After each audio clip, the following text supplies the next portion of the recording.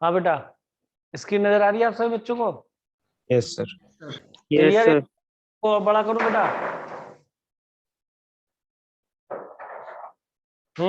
बताओ, नजर आ रही है स्क्रीन? अब ठीक है? क्लियर है। यस सर, क्लियर है। तो एक काम करते हैं, कुछ ऑब्जेक्टिव क्वेश्चंस हैं जो कि एलपीपी से रिलेटेड है और एक्सपेक्टेड क्वेश्चन है बोर्ड पॉइंट ऑफ व्यू से, तो ये आपको हेल्प करेंगे। इस तरह से मैं सारे चैप्टर कोशिश करूंगा कि आपको ऑब्जेक्टिव क्वेश्चन कराऊं, ठीक है? तो उसमें ये क्वेश्चंस पहले स्टार्ट कर रहा हूँ।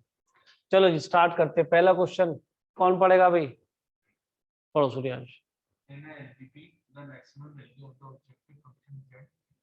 हाँ, अब इसके अंदर 4 ऑप्शन है। हाँ भैया, दो आंसर। पहले क्वेश्चन का क्या रिजल्ट बनेगा? ऐसे ही क्वेश्चन बनेंगे। बात यह है कि अगर आपने क्वेश्चन कर लिए तो आपको कॉन्फिडेंस बिल्डअप हो जाएगा, ठीक है? क्योंकि वहां पे गलत करके और उससे बेटर है कि मेरे पास ही गलत कर लो, तो यहाँ कुछ सुधार कर पाऊंगा, अदरवाइज तुम्हारा सुधार भी नहीं होगा। वहां पे तो सर मौका बी। नहीं, जीरो मिल जाएगी। तो आप इधर से बोल सकते हैं और आप भी जवाब दे सकते हैं, क्लास से बैठे और जो ऑनलाइन पढ़ रहे हैं वो भी जवाब दे सकते हैं। तो पहले ऑनलाइन वालों से पूछे थे, पहले क्वेश्चन रिजल्ट क्या है? None of the. Sir none D. Of D, मतलब नन ऑफ दीज। ये कहता है the sir LPP B. Maximum value of the objective है दिस इज ऑलवेज। अच्छा, क्वेश्चन का पता क्या है? ऑब्जेक्टिव में एक समस्या क्या है कि उसको पूरा ध्यान से कई बार पढ़ना चाहिए, उसका मीनिंग समझो, वो बोल क्या रहा है। अगर हम ये नहीं समझेंगे तो आंसर में गलती होने के चांसेस मैक्सिमम होंगे। इसने बहुत बहुत साफ साफ शब्दों में कहा है कि maximum value of the objective function this is always.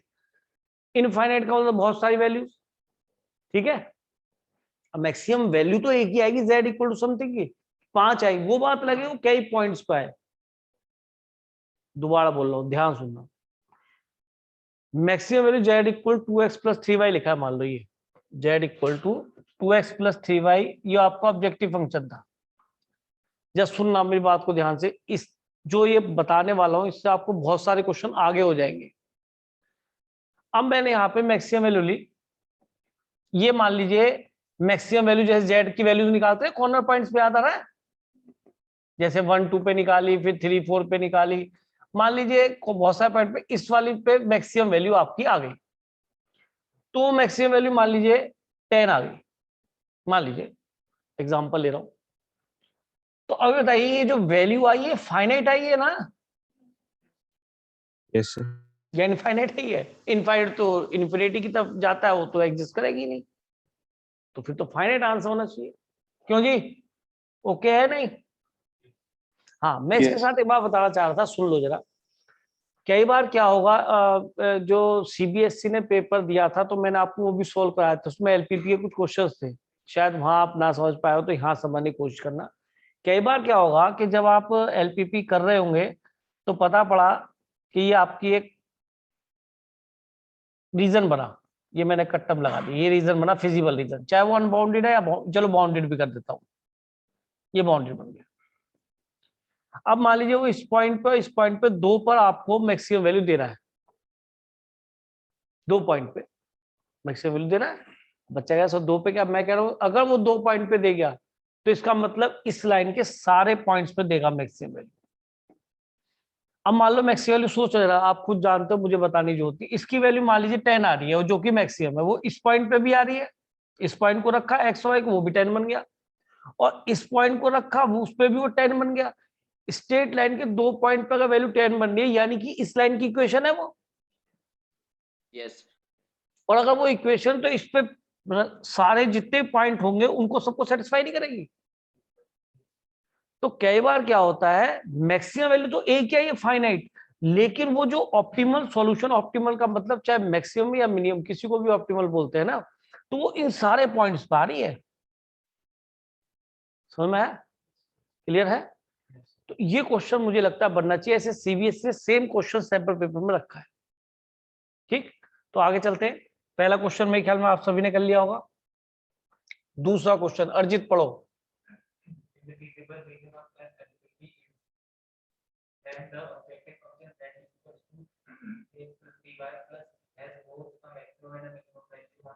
हाँ जी बताइए, मैक्सिमम और मिनिमम वैल्यू, पहले जरा ऑनलाइन वाले बच्चे बताएं क्या आंसर बनेगा। जल्दी मत सर, करना, A. मैंने कहा पहला क्वेश्चन आपने गलत किया था, जल्दी मत करना, आराम से। हाँ, सर बाउंडेड। कौन सा? ए। बाउंडेड, ए। हाँ जी, आप बताएं, यहाँ जो बैठे हुए हैं वो बताएं। बाउंडेड। अब मैं पढ़ लेता हूँ। If the feasible is LPP this, then the objective function this has both a maximum और minimum value on R. Yes, bounded में होगा, क्योंकि आपने अगर याद हो तो बाउंडेड का मतलब है जो क्लोज्ड, क्लोज्ड। सीधी सी बात, ये मैं लिख के दिखाता हूं एक बार। जो क्लोज्ड हो, इस तरीके से ये बना, क्लोज भी हो और कैसा हो, कॉनकेव, कॉन्वेक्स। कॉन्वेक्स हमेशा बोला। तो इस पे हो सकता है कि किसी एक पॉइंट पे आपको, इन कॉर्नर पॉइंट्स पे आपने वैल्यू निकाली, या एक्सट्रीम पॉइंट्स पे आपने वैल्यू निकाली ऑब्जेक्टिव फंक्शन जेड की, और आपने पाया भाई एक पॉइंट पे इस पे मैक्सिमम आती है, इस पे मिनिमम आती है। सही बात है, एक पे छोटी आ रही है, एक पे बड़ी, एक में स्मॉल है, एक पे greater than maximum capital M आ रही है, हो सकता है। तो ठीक है, इस तरह से हमारा आंसर क्या बन गया भाई? बाउंडेड। ठीक है, चलिए नेक्स्ट क्वेश्चन है, क्वेश्चन नंबर 3 पढ़े भाई ध्यान से।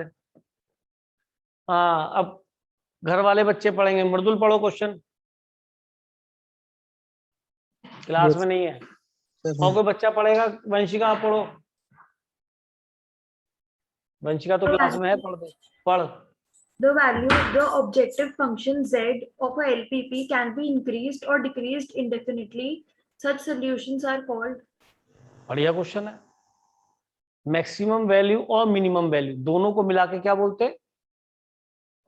Optimal value. वो कह रहा है वो मे बी इंक्रीज्ड और डिक्रीज्ड इंडेफिनेटली। अगर इंक्रीज हो रही तो इन्फिनिटी जा रही है, डिक्रीज हो रही तो माइनस इन्फिनिटी जा रही है। तो ऐसा कब होगा? डेफिनेटली वो रीजन कैसा होगा? अनबाउंडेड, खुला होगा और वैल्यू बढ़ गई, उसी को बोलते हैं कि वो वैल्यू एग्जिस्ट नहीं कर रही, तभी वो बढ़ती चली जा रही है। मैं आप मैक्सिमम वैल्यू बोला 100, फिर 100 को 200, 200 नहीं 300 भी आ रही, 500 भी, 1000 भी आ रही, लाख भी आ रही है, बढ़ती चली जा रही है। आप कह रहे हैं यानी वो एग्जिस्ट नहीं कर रही। ठीक है, तो मुझे क्या आंसर करना चाहिए इसके अंदर? D, unbounded solution. Unbounded solution. Solution जो है वो अनबाउंडेड है, कि इनफाइनेटली में नहीं चल रहा वो। ठीक, ये ध्यान रखना। अगला 4th, घर वाले पढ़ेंगे भाई। कौन पढ़ेगा वंशिका के बाद? अक्षत तोमर आप पढ़ो भाई। अक्षत तोमर जल्दी पढ़ो बेटा। भाई नहीं पढ़ोगे तो तुम्हें मजा नहीं आएगा, मैं ही पढ़ता रहूंगा तो। जल्दी, क्वेश्चन नंबर कौन सा है?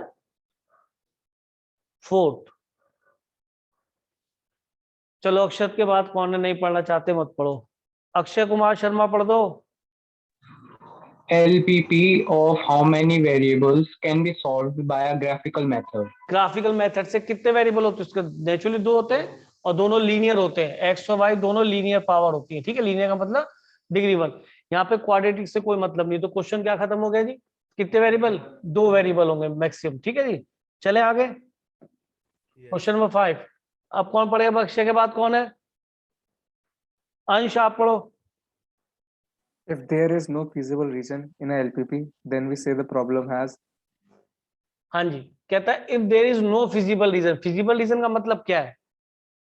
कि उसके अंदर फिजिबल रीजन मतलब जो हमने कांस्टेंट्स को प्लॉट करा तो उसमें कोई भी इंटरसेक्शन पोर्शन नहीं आया। There is no feasible region का मीनिंग मेरे ख्याल में यही बनना चाहिए। जैसे मैंने इसको प्लॉट करा तो इसने तो अप रीजन दे दिया, इसने डाउन रीजन दे दिया, फिर तीसरे करा तो इसने जो है इधर का रीजन दे दिया ऊपर।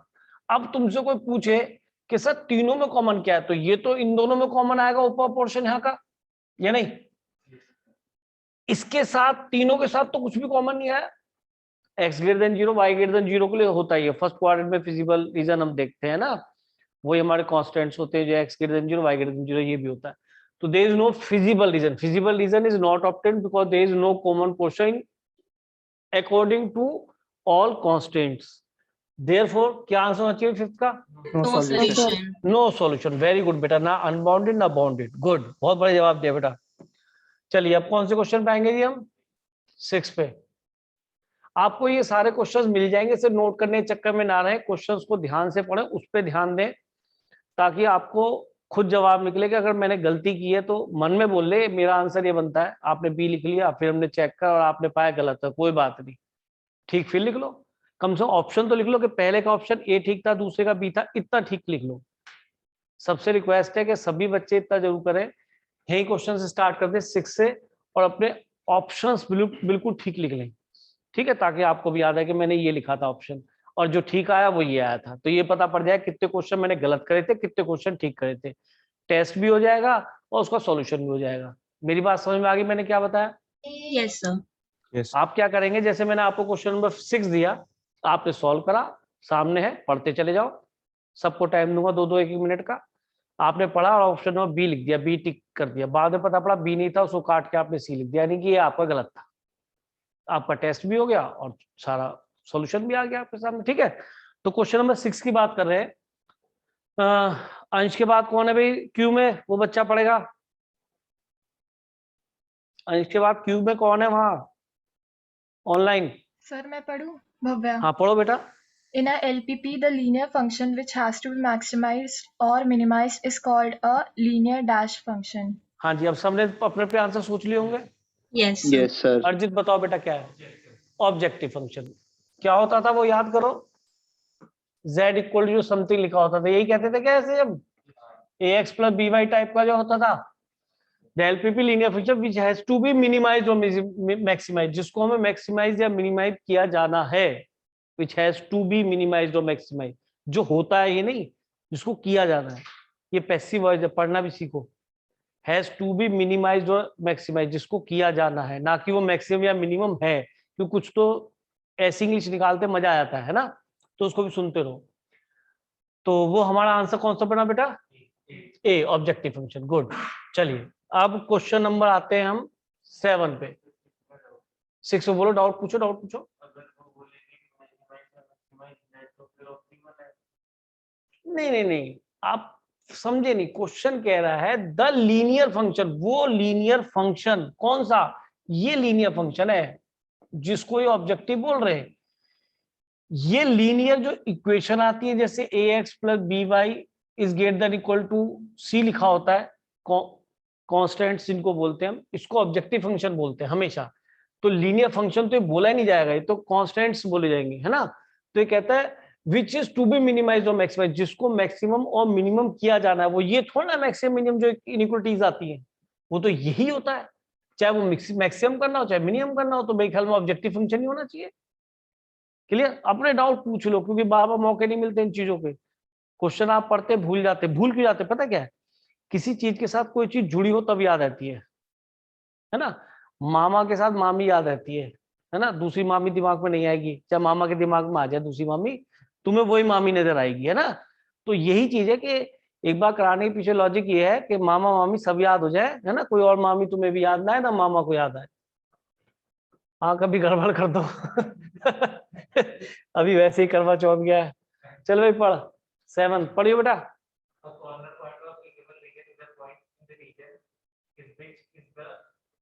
Is the dash of 2 boundary lines, मतलब क्या हुआ? आराम से पढ़ो, सोचो, जल्दी नहीं, जल्दी मत करना, क्वेश्चन नोट करना नहीं, आपको ABCD लिखना है कॉपी में।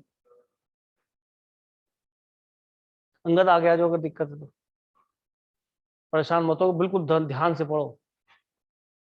कोशिश करूंगा ज्यादा से ज्यादा क्वेश्चन कराऊं आज।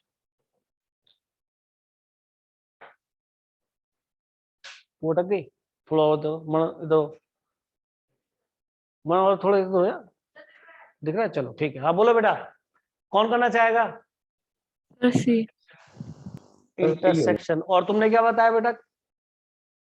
बोलो तुमने क्या बताया था अभी? सर सी मतलब इंटरसेक्शन। एक्सप्लेन करो बेटा, पहले अरिजीत एक्सप्लेन करेगा।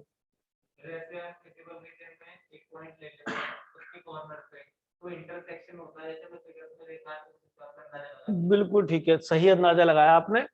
जैसे आपने ये लिया, ये कॉर्नर पॉइंट्स आए और ये इंटरसेक्शन नहीं हो रहा दो का, या ये कॉर्नर पॉइंट आया या ये कॉर्नर पॉइंट आया, तो 2 लाइन का इंटरसेक्शन सही तो आ रहा है। तो यू आर राइट, बिल्कुल ठीक कह रहे हैं आप, इंटरसेक्शन। देखो कई चीजें अब आप बोलते रहेंगे तो आपको बहुत अच्छी याद हो जाएंगी। 8th क्वेश्चन कौन पढ़ेगा जी? पढ़ो, घर वाले पढ़ेंगे, घर पे जो बैठे अपने अपने। The common region determined by all the linear constraints of a LPP is called dash region. The common region, जो सबसे कॉमन होकर निकल ही आता है ना, बाय ऑल लीनियर कांस्टेंट्स, जो कि इनइक्वालिटी से आता है, जो हमारी साइड में होती है, ऑब्जेक्टिव फंक्शन का उसमें कोई रोल नहीं है, इज कॉल्ड, डेफिनेटली सभी को पता है मेरे ख्याल में, फिजिक्स। तो ये तो बहुत इजी क्वेश्चन था मतलब क्वेश्चन के नाम पे क्वेश्चन करा दिया है, पर क्वेश्चन शायद सभी ने इसका ऑप्शन बी रखा होगा, ठीक कह रहा हूँ? Yes, sir. चलिए गुड। नेक्स्ट 7th, जल्दी से पढ़े मन में, सभी बच्चे मन में पढ़े। 7 नहीं 9th है ना, 9th सभी मन में पढ़े और आंसर बताएं।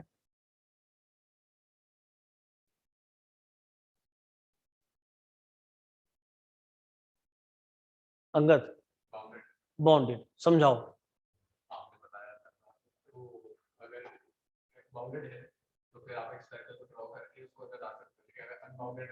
तो उसमें तो समझदार हो, कह रहा आपने भी बताया था भाई साहब, गुड, वेरी गुड यार, तू तो दिल प्रसन्न कर रहा भाई है, दिमाग है तेरे अंदर, तो कह रहा आपने बताया था। चलो 10th सभी समझ में आ गया होगा आई थिंक क्वेश्चन, ये बाउंडेड होगा, उसी को within the circle we can, मतलब विद इन द सर्कल क्यों, इलिप्स में भी रख सकते हैं भाई, बाउंडेड होना चाहिए, कहने का मतलब है, तो लैंग्वेज बना दी है। क्वेश्चन नंबर 10 पढ़ो बहन जी, पढ़ो पढ़ो, जो कौन पढ़ रहा था अभी? Harshita. हर्षिता, हर्षिता आप पढ़ो। If the feasible region for a LPP is dash, then the optimal value of the objective function z equal ax plus by may or may not exist. मे और मे नॉट एग्जिस्ट। बहुत ध्यान सोचो कि इस objective function, जो function है तुम्हारा feasible, जिसका मैक्सिमम मिनिमम निकालते हैं, वो मे और मे नॉट एग्जिस्ट, तो ऐसा कौन से रीजन में होता है? Unbounded. ये बताया था, क्योंकि उसी में हम चेक करते थे, तो कई बार चेक करने के बाद जिसको मिनिमम मानते थे वो भी नहीं होता था, क्योंकि उसके साथ यूनियन में कुछ ना कुछ फाई नहीं आता था, कुछ ना कुछ आ जाता था, याद आया? लास्ट लेक्चर बताया, तो ये अनबाउंडेड। गुड, चलिए जी नेक्स्ट 11th कौन पढ़ेगा भाई? दिशिका आप पढ़ो 11th। दिशिका क्लास में है, पढ़ो बेटा। भाई ऐसे काम नहीं चलेगा, पढ़ना तो पड़ेगा, पढ़वाऊंगा सबसे, सब बैठे हुए तो। गोरांश आप पढ़ो। In graphical method, area bounded by equations of constants is called. The graphical method, सबका आंसर लिख ले, कोई जल्दी नहीं है, लिखो प्लीज, क्वेश्चन नंबर डाल के कुछ लिखो तो दिमाग में रहता है, गधों लिख लो। अब क्वेश्चन नंबर 11 डालो और उसके आगे लिखो ABCD जो तुमने सोचा। क्वेश्चन नंबर 11 डाला, उसका ऑप्शन पे आप लिख लो क्या बना। अब फाइनली बताओ जी, कौन बताएगा? हाँ बोलो। C, feasible region, the graphical method area bounded by the equation of the constant is called. हाँ जी, क्या होना चाहिए? फिजिबल रीजन होना चाहिए। Yes, sir. Feasible. बाउंडेड आ गया ना, बाउंडेड। फिजिबल रीजन और रीजन में क्या डिफरेंस होगा भाई यहाँ पे?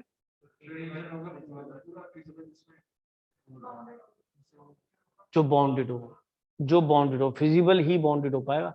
वैसे तो अनबाउंडेड भी फिजिबल होता है ना, तो इससे तो फिजिबल ठीक है ना, अनबाउंडेड में फिजिबल होता है, उसमें भी तो अनबाउंडेड में भी तो सॉल्यूशन हमारा आता है, निकाले हमें उसके अंदर भी सॉल्यूशन। फिजिबल तो वही, फिजिबल का मतलब जिसमें सॉल्यूशन आए, सॉल्यूशन का रीजन, दैट इज फिजिबल।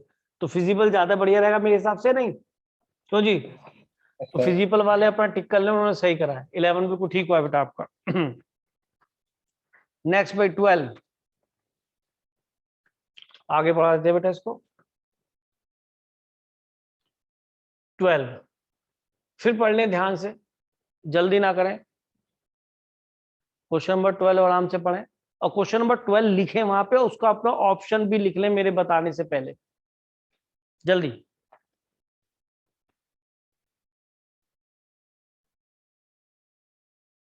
चलिए बताइए कौन आंसर देगा, बोलो बना। A, the in LPP the objective function must be linear. Very good, अभी बताया था, खत्म। क्यों जी? अरे मान जा। ए ठीक है, चलेगा, आगे चले, सभी समझ में आ गया होगा। अच्छा डाउट आए एकदम पूछो कि सर मुझे तो अपना ये आंसर लगता है, और आपका अगर सबने जिन्होंने ए लिखा था वहां +1 लिख लें, ये भी हो जाएगा कि मार्क्स कितने बैठे 2 मिनट में, चाहे बाहर ऐसे करना चालू कर दो +1। और फिर 0+1 0+1 12 स्टार्ट हो गया 13 पढ़िए जी, मैडम तुम पढ़ो। मीन्स मतलब उसका मतलब है नॉन नेगेटिव कंडीशंस, यानी कि x इज ग्रेटर देन 0 और y is greater than equal to 0। हमेशा क्या होते हैं सभी जानते हैं, खुद भी बता रहा है, पॉजिटिव और 0 भी होता है, इसलिए क्या बोलना चाहिए, नॉन नेगेटिव। चलेगा ना, ये तो शायद बहुत इजी था, इसका मीनिंग यही तो है, x is greater than equal to 0 and y is greater than equal to 0, यही तो है। यही तो हमारे एक्चुअल में डिसीजन वेरिएबल्स हैं, x और y, these are called decision variable and they are always non negative, यानी 0 हो सकते हैं और पॉजिटिव होंगे, नेगेटिव नहीं होंगे। तो नेगेटिव हट गया तो 0 और पॉजिटिव बचा। चलिए जी, अब क्वेश्चन नंबर 14 पढ़ लें ध्यान से। क्वेश्चन नंबर 14,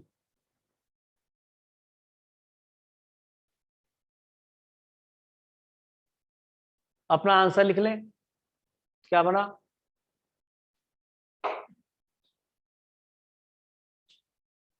हाँ जी, अब क्या आंसर देना चाहते हैं ऑनलाइन वाले, पहले ऑनलाइन वाले। Sir D. D, none of the above. D किसे दिया, सर मृदुल। मृदुल। और कोई बच्चा ऑफलाइन वाले, B for boy, boy my लड़का, only one optimal solution, good. C, अरे भाई ये सर क्वेश्चन सी। बेस्ट है। ए बी सी और एक रह गया भाई, ए रह गया, ए भी है, ए चलो कोई नहीं बोला, यानी कि ये तो लड़ाई करने वाला क्वेश्चन हो गया बढ़िया तरीके से। कहता है एलपीपी है। सी किसने बोला था, सर कार्तिक। कार्तिक। कार्तिक एक्सप्लेन करो पहले, यहाँ भी तीन सर बैठे जब हैं जिन्होंने सी बोला है। हाँ एक्सप्लेन करो। सर जब हम बाउंडेड रीजन बनाते हैं तो फिर सर उसमें मैक्सिमम वैल्यू भी आती है, मिनिमम वैल्यू भी आती है, ठीक एक है, ना एक। तो सर एक तो वन और मोर देन ऑप्टिमल सोल्यूशन तो आएगा ही आएगा। हाँ ना, चलो और भाई तुम एक्सप्लेन करो।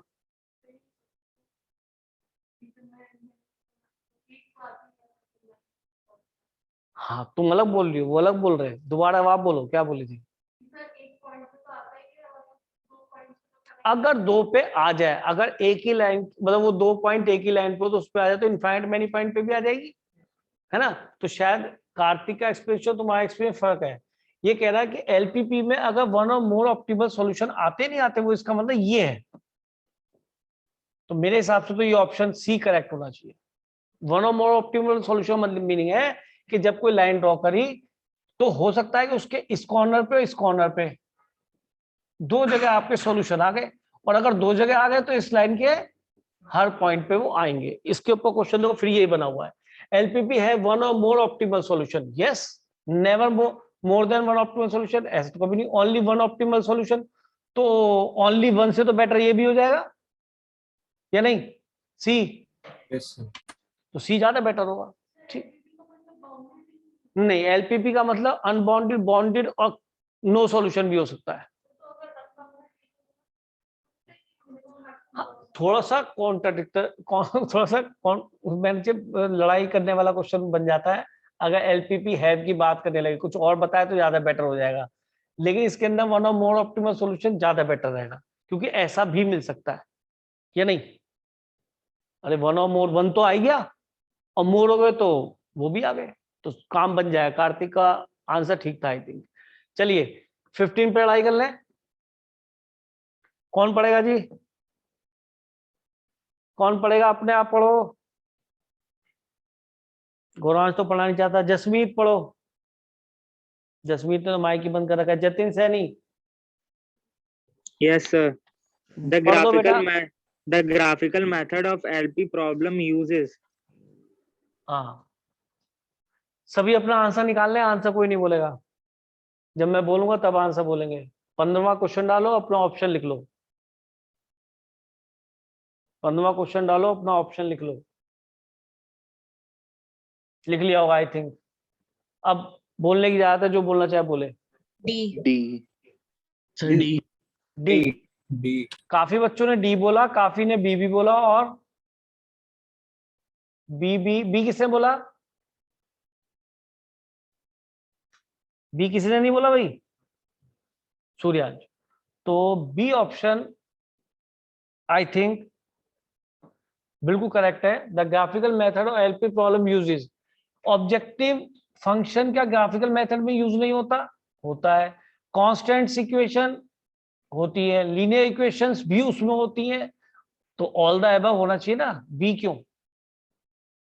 गलती हो गई ना, कोई बात नहीं, 0 लिख लो। हाँ लिखो, देखो अपने आप को इवेल्युएट करने का तरीका इससे अच्छा कुछ नहीं हो सकता। ये समझो टेस्ट चल रहा है, जो भी है चैप्टर की तैयारी भी चल रही है, ठीक है जी। क्वेश्चन नंबर 16 पे आए जी। हाँ जी, कौन पढ़ेगा क्वेश्चन नंबर 16?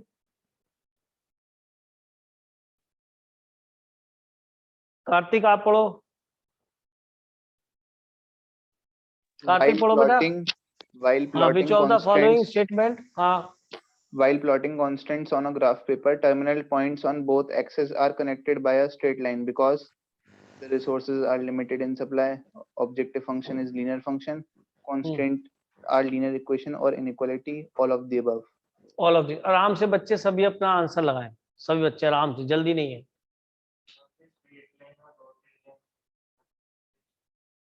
डॉटेड और स्ट्रेट लाइन का सेंस तो केवल ग्रेटर देन और इक्वल टू से या लेस देन और इक्वल टू से होता है ना। डॉटेड वाली भी तो स्ट्रेट ही है, वो क्या टेढ़ी मेढ़ी हो गई? अब देखो पता क्या है, सोचा ढंग है, इसमें परेशान होने की बात नहीं। अपनी बात मेरे सामने जो रखो, पढ़ने आए हो, मुझे पढ़ाने नहीं आए। जो दिमाग में डाउट आओ उसको बिल्कुल बोल दो, घबराओ नहीं इस बात को। कोई मजाक वजाक नहीं बना रहा है इसमें। गलती तो हमसे भी होती है, तुम्हारे सामने होती है, तुम ठीक कराते हो, नहीं कराते तुम। कई बार तुमने ठीक कराई है, मैंने पता पड़ा डिवाइड ठीक नहीं करा, आपने ठीक कराया। कंसेप्ट मैंने गलत लाया, तुम मुझसे ज्यादा अच्छा लगा रहे हो। और मुझे तो सबसे ज्यादा खुशी होती है, मेरा बच्चा मुझे कहता है सर ये गलती हो गई, आपने ठीक कराया, ऐसे करो सर ये ठीक होगा। ठीक है, मैंने ही बताया था, ठीक करना सिखा दिया तुमने मुझे, तो सबसे बड़ी बात है। गुरु को सबसे ज्यादा खुशी तभी होती है। चलो जी, अब पहले तो इसका आंसर 16 क्या देना चाहेंगे? बी।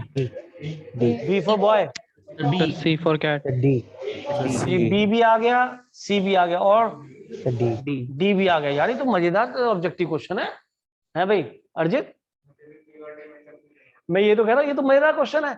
वहां तो तुम मुझे बहुत बड़ा कमाल करके आते इस पे तरीके से। मैं सोच रहा था सब पढ़ा दिया, थ्योरी कंसेप्ट क्लियर करा दिया, अब तो सब चीज टनाटन है, कोई दिक्कत ही नहीं है। अच्छा जी, सबसे पहले सी वाला बच्चा मुझे एक्सप्लेन करे the constants are linear equation और इनइक्वालिटीज। चलो सर इसमें ऑब्जेक्टिव फंक्शन की बात नहीं हो रही। पहली बात, ग्राफ पे जब हम प्लॉट करेंगे तो कंस्ट्रेंट्स को प्लॉट करते हैं, तो उन्हीं के बारे में इनइक्वालिटीज और इक्वालिटीज प्लॉट करते हैं, तो स्ट्रेट लाइंस होती हैं, इसलिए हम स्ट्रेट लाइन से ज्वाइन कर देते हैं दो पॉइंट्स को। तो बी क्यों नहीं बेटा? सर क्योंकि ऑब्जेक्टिव फंक्शन की बात नहीं हो रही ना यहाँ पर। वेरी गुड, Plot कर- objective function is linear. Good, होता है होता है, लेकिन पूछ क्या रहा है, ध्यान उस पर दो। आपने बिल्कुल, हाँ क्या क्या दोबारा बोलो। वो ऑब्जेक्टिव फंक्शन देगा, ठीक है। पॉइंट तो, और पॉइंट जो मिलेगा वो ऑब्जेक्टिव फंक्शन में रखेंगे, तब हमें ऑप्टिमल सॉल्यूशन मिलेगा। That is another thing. उससे पूछा गया है while plotting the constants on the graph paper. जब कांस्टेंट्स का मतलब क्या होता है, इन इक्वेशन में लेस देन और इक्वल टू भी होता है, ग्रेटर देन इक्वल टू, दोनों चीज आ गए। अच्छा, टर्मिनल पॉइंट्स का मतलब वही corner points on both the axis are connected by the straight line because वो कांस्टेंट्स लीनियर इक्वेशन इंक्लूड होती है। उसमें ऑब्जेक्टिव फंक्शन ने क्या करा, उसके अंदर इक्वेशन तो प्लॉट हो गई, उसमें ऑब्जेक्टिव फंक्शन क्या कर रहा है, वो तो तुम बाद में वैल्यू रखते हो ना। तो मेरे हिसाब से तो बेटर ऑप्शन इसका सी ही होना चाहिए, बस अकॉर्डिंग टू दिस स्टेटमेंट, या नहीं? आई थिंक एग्री कर रहे हो सभी। ए का मतलब लिखा है the resources are limited in supply, यानी तो कुछ अंग्रेजी में लिखा है, इसकी हिंदी बता। मतलब हमारे लिए इनसफिशिएंट डाटा है, ऐसा तो कुछ भी नहीं है। जो स्टेटमेंट है अपने आप में कंप्लीट है। ओके है, समझो बात को, कोई भी चीज छोड़ो नहीं। आपने बताया, मुझे नहीं आइडिया था, आपने बिल्कुल सही बताया। 17 पढ़ लें, 17 पढ़ लें। क्वेश्चन नंबर 17 लिखो कॉपी पे सूर्या। हाँ 17 गत्ते पर लिख रहा, तेरी ऐसी कॉपी का पेज खराब कर ले, बनिया है क्या? हाँ वो कह रहा है, सही पहचाना देखो, है ना। बनिए होते हैं, एक गत्ते का पीछे वाला पेज है, उस गत्ते होता ना उस पर। भाई सच में ग्रेट। पहले वैसे पहले बनी होते हो पंजाब पजामा जामा पहन के आते थे, लेकिन आजकल बने तो टाटा रहते। तू भी हीरो बन रहा है यार, पेज खर्च कर ले, कोई बात नहीं, याद भी रहेगा इतने नंबर मेरे बने। ठीक है, चलो जी 17 पढ़ लिया, आई थिंक सर ने पढ़ लिया होगा 17 भाई, है 17 का क्या बन रहा है भाई? सबने पढ़ लिया? आंसर निकाल लो पहले 17 का आराम से।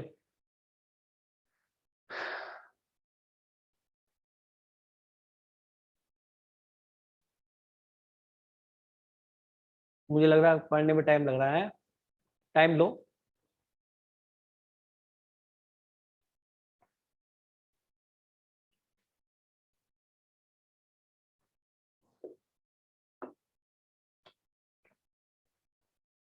चालीस में से 40 नंबर चाहिए, रीजन सुन लो। अगला पेपर कोविड की वजह से हो या ना हो, अगर इसमें एक महीना हमने मेहनत कर ली और इसमें हम नंबर ले आए तो उसका फायदा क्या होगा? सुनो, मान लो पेपर नहीं हुआ या सीबीएसई ने कंडीशन डाल दी भाई अभी कोविड चल रहा है, कुछ जो आ रहे हैं वो दे रहे हैं, जो नहीं देना चाह रहे ना दे, तो कम से कम 40 नंबर आ गए तो 100% कहलाएंगे या नहीं? वहाँ मार्कशीट में लिखा है ऑब्जेक्टिव पेपर का सब्जेक्टिव पेपर नंबर लिखाएंगे, और दो टेस्ट दोनों पेपर हुए तो उनका एवरेज लिखाएगा। जो अब तक का सिनेरियो लग रहा है, कुछ कह नहीं सकते क्या होगा, तो हम कोशिश ये करें कि इसी मंथ में अपने सारे सब्जेक्ट्स के टाइमिंग बनाएं, उसके हिसाब से पढ़ाई करें, और टेस्ट तो फिजिकली लूंगा, ठीक है? तो वो कोई बात नहीं, आपके अकॉर्डिंग लेंगे, एग्जाम खत्म होगा उसके बाद स्टार्ट करेंगे, और एक एक टॉपिक का भी कहोगे, एक टॉपिक कहोगे, सारे टॉपिक का एक साथ लो, सारे टॉपिक का टेस्ट ले लेंगे, है ना? पर जरा तैयारी ढंग से होनी चाहिए। हाँ जी, 17 का आंसर क्या बना?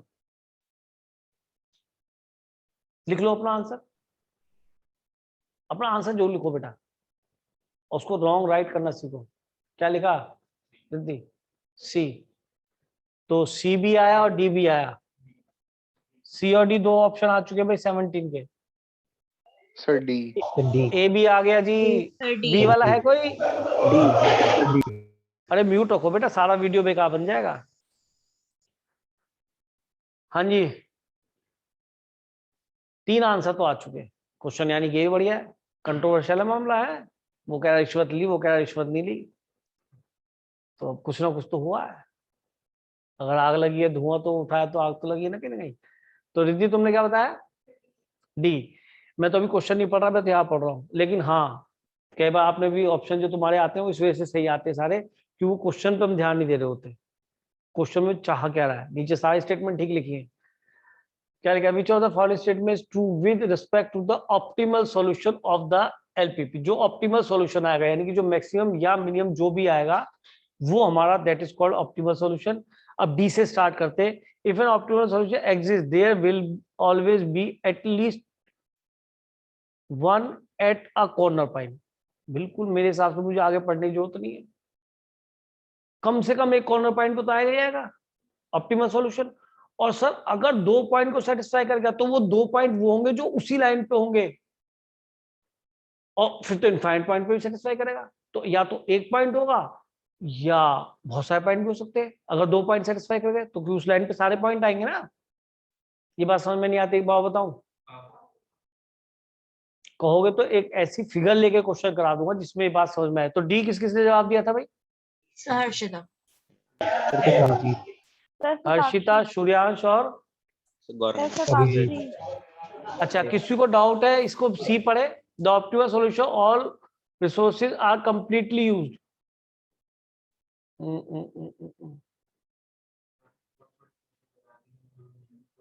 नहीं, उसके अंदर एट और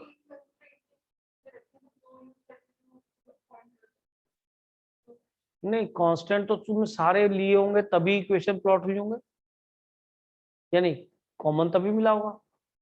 और ध्यान से पढ़ो, at optimal solution all resources are completely used.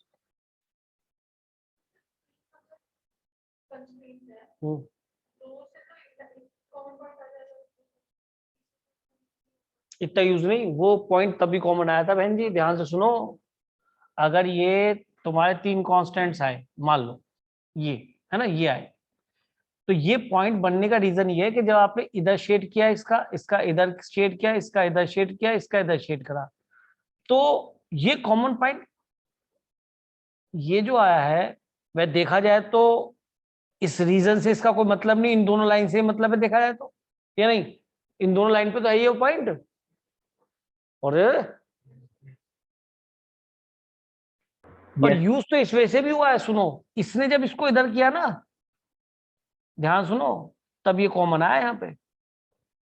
इसने भी तो लेस देन का इनइक्वालिटी बनाया होगा, इसके साथ भी तो कॉमन दिखा रहा है यहाँ पे, तो सब सारे यूज हो रहे। अरे सॉल्यूशन के आने के लिए ये भी यूज लाइन हो रही है, ये भी यूज हो रही है, ये भी यूज हो रही है, सारी ही लाइंस यूज हो रही है, सारी ही कांस्टेंट्स यूज हो रहे। तो मुझे बताओ इसमें ऑप्शन नंबर सी ठीक हो सकता है क्या? Yes sir.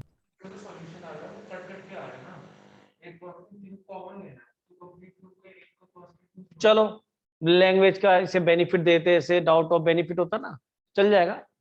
आपकी बात ठीक है, मानता हूं। तो इसका ऑप्शन नंबर मेरे हिसाब से डी ज्यादा बेटर है। ठीक है, चलें आगे, डी में बोलो।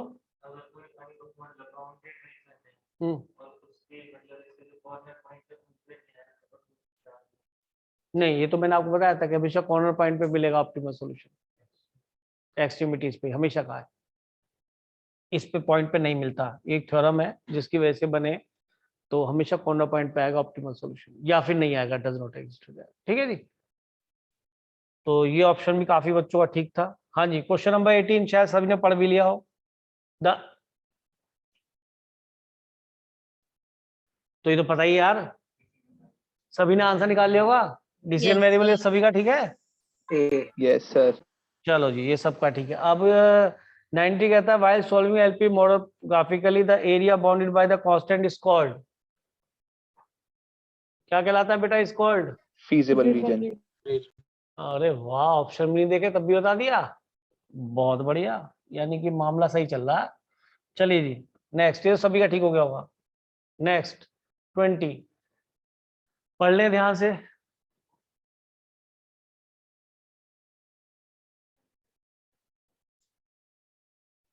जो काम का ना हो, और क्या है।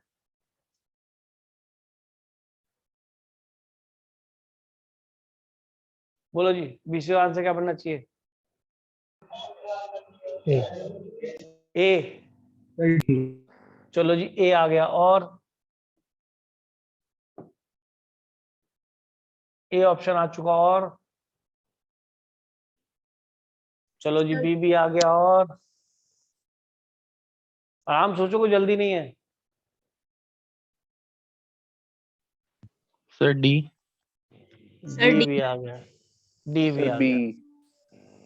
हाँ, बी, ए और डी, सी रह गया है। सी का मतलब नहीं पता, ये भी अच्छी बात है, इसलिए छोड़ो उसे, क्या पता वही आंसर हो। चलो कोई बात नहीं, पहले हम ए, बी और डी को एक्सप्लेन कर लेते। डी को तो एक्सप्लेन करने की जरूरत ही नहीं है, शायद ए और बी को एक्सप्लेन करना है। सूर्यांश पढ़ो, तेरी ऐसी की तैसी क्वेश्चन पढ़ दे तो भी भाग। देन नहीं, अनबाउंडेड से कोई मतलब नहीं। देखो, अगर ये कहता है if two constant do not intersect in positive quadrant, मतलब यहाँ पे अगर ये मामला बन रहा है इसका इंटरसेक्ट होने का, और यहाँ पे तुम्हारा इसका रीजन चला गया, इसका रीजन यहाँ चला गया, तो मेरे तो काम केवल x is greater than 0, y is greater than 0 के लिए होता है ना।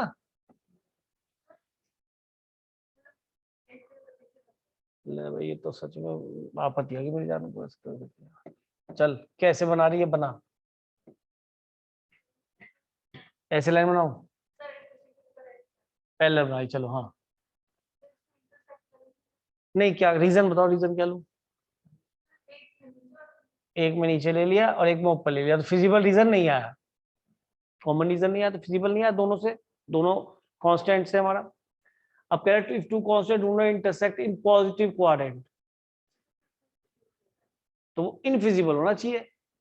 Problem is infeasible, solution bounded से मतलब नहीं, इनफिजिबल हो गया मेरे लिए, तो बेकार है। नहीं, अरे एक किसने जवाब दिया था, लेकिन अगर अंदर आ जाए दोनों, दोनों के अंदर आ जाए, यानी ऐसे आ जाए है। अरे कोई बात नहीं, अभी आने दो। मतलब ये कह रहे ये आ जाए, नेगेटिव सॉल्यूशन तो लेना ही नहीं, लीनियर इनइक्वालिटी में हमें सारे कैसे लेने हैं? Positive x is greater than 0, y is greater than 0, ठीक है।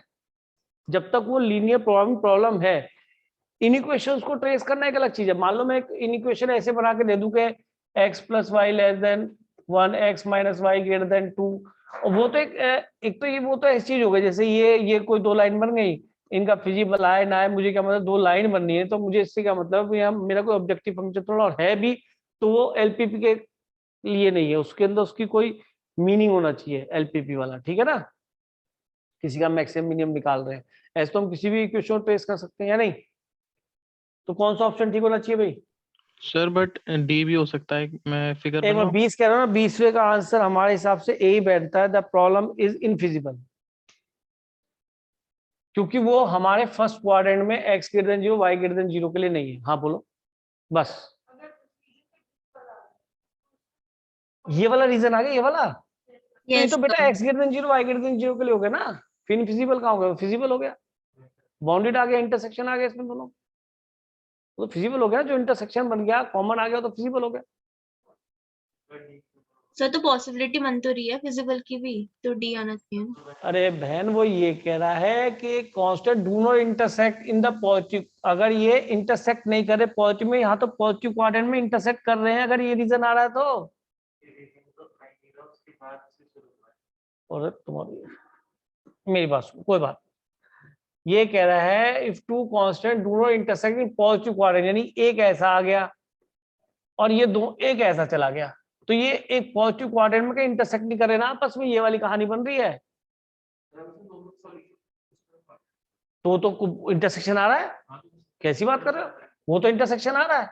ये मान लीजिए इधर चला जाए और इसका दूसरी लाइन का भी सॉल्यूशन है कि तरफ चला जाए, तो फिर तो कॉमन रीजन आ रहा है। वो तो पहले कह रहा है do not intersect in positive, तो पॉजिटिव में इंटरसेक्ट कर रहा है, ये तो पॉजिटिव में अनबाउंडेड है, इंटरसेक्ट तो कर रहा है। ठीक है जी, चलूंगा आगे, आंसर लिख लिया। नेगेटिव की बात ही नहीं ना, लीनियर प्रॉब्लम में x greater than 0 y greater than 0 की बात हो रही है, ठीक है। चलो आगे, नेगेटिव में इंटरसेक्ट कर सकते हैं, लेकिन वो नेगेटिव बोल नहीं रहा, do not intersect in positive quadrant क्या तो है, do not intersect in positive quadrant क्या तो रहा साफ साफ, तो यानी वो मेरे लिए इनफिजिबल ही है।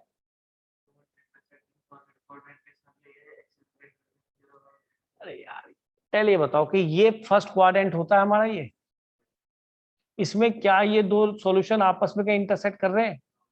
No sir. वो ये क्या है, do not intersect in positive quadrant, नहीं कर रहे। इसके अंदर ये अनबाउंडेड है और दोनों इंटरसेक्ट कर रहे हैं, इसका इसका कॉमन रीजन कहाँ गया? कलर बदल ले शायद दिख जाए। दूसरे का मान ले ये बना, तो दोनों कॉमन क्या आ गया, जहां इंटरसेक्टिंग लाइन आ रही है वहां नहीं आ गया, और पॉजिटिव क्वाड्रेंट में भी आ गया, फर्स्ट क्वाड्रेंट जिसे हम कहते हैं। ठीक है, अभी भी कुछ है डाउट? बोल बोल बोल।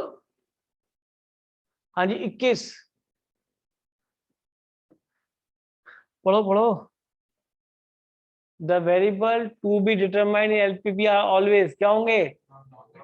Non negative. 0 0 भी Non-negative. आंसर आता है, याद रखना 0 0 भी आंसर आता है। ये शायद सभी का ठीक हो गया होगा। Yes sir. चलिए good. 22, in linear programming problem if every optimal solution is a solution, यार स्टेटमेंट ठीक लग रही है, एवरी ऑप्टिमल सॉल्यूशन तो सॉल्यूशन होगा ही, जेड में चेक करेंगे सॉल्यूशन ऑप्टिमल है या नहीं है, और कहता है every optimal solution is feasible solution, बिल्कुल ठीक है, उसी को फिजिबल भी बोलते हैं, फिजिबल में से हम तो कॉर्नर पॉइंट्स को रखते हैं वहां पे, तो मेरे हिसाब से ए और बी दोनों ठीक होने चाहिए। Sir D. D for dog या नहीं? ए, अरे ये तो फॉल्स हो गया, दोनों कह रही है फॉल्स, कैसे कह रही है बेटा? नहीं समझ में बात, दोबारा बोलूं क्या? डी से सभी बच्चे एग्री करते हैं नहीं? Yes, sir. Yes, sir. चलिए गुड। अच्छा आगे चले, 23 पढ़ लो भाई ध्यान से।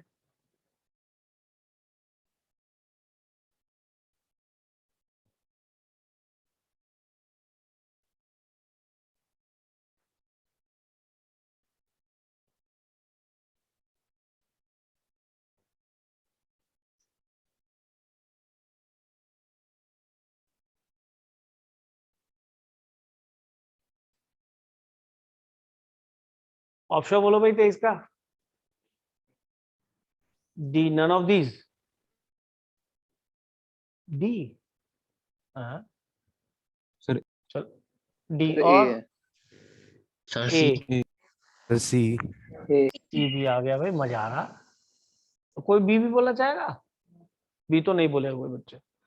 चलो जी, सबसे पहले नन ऑफ दिस वाला बच्चा मुझे एक्सप्लेन करे, उसको इनमें से कोई भी अच्छा लगता है? ना कैटरीना कैफ पसंद आ रही, ना कियारा पसंद आ रही, ना कौन सी ले लूं एक और, बता दे अरिजीत। सर मैं ऐश्वर्या, ऐश्वर्या तो क्या आउटडेटेड हो गया, कौन ऐश्वर्या देख रहा है। चल कोई बात नहीं। चल डी तुझे पसंद नहीं आई तो फिर बता दे क्या था। 3 कांस्टेंट्स हैं। हाँ।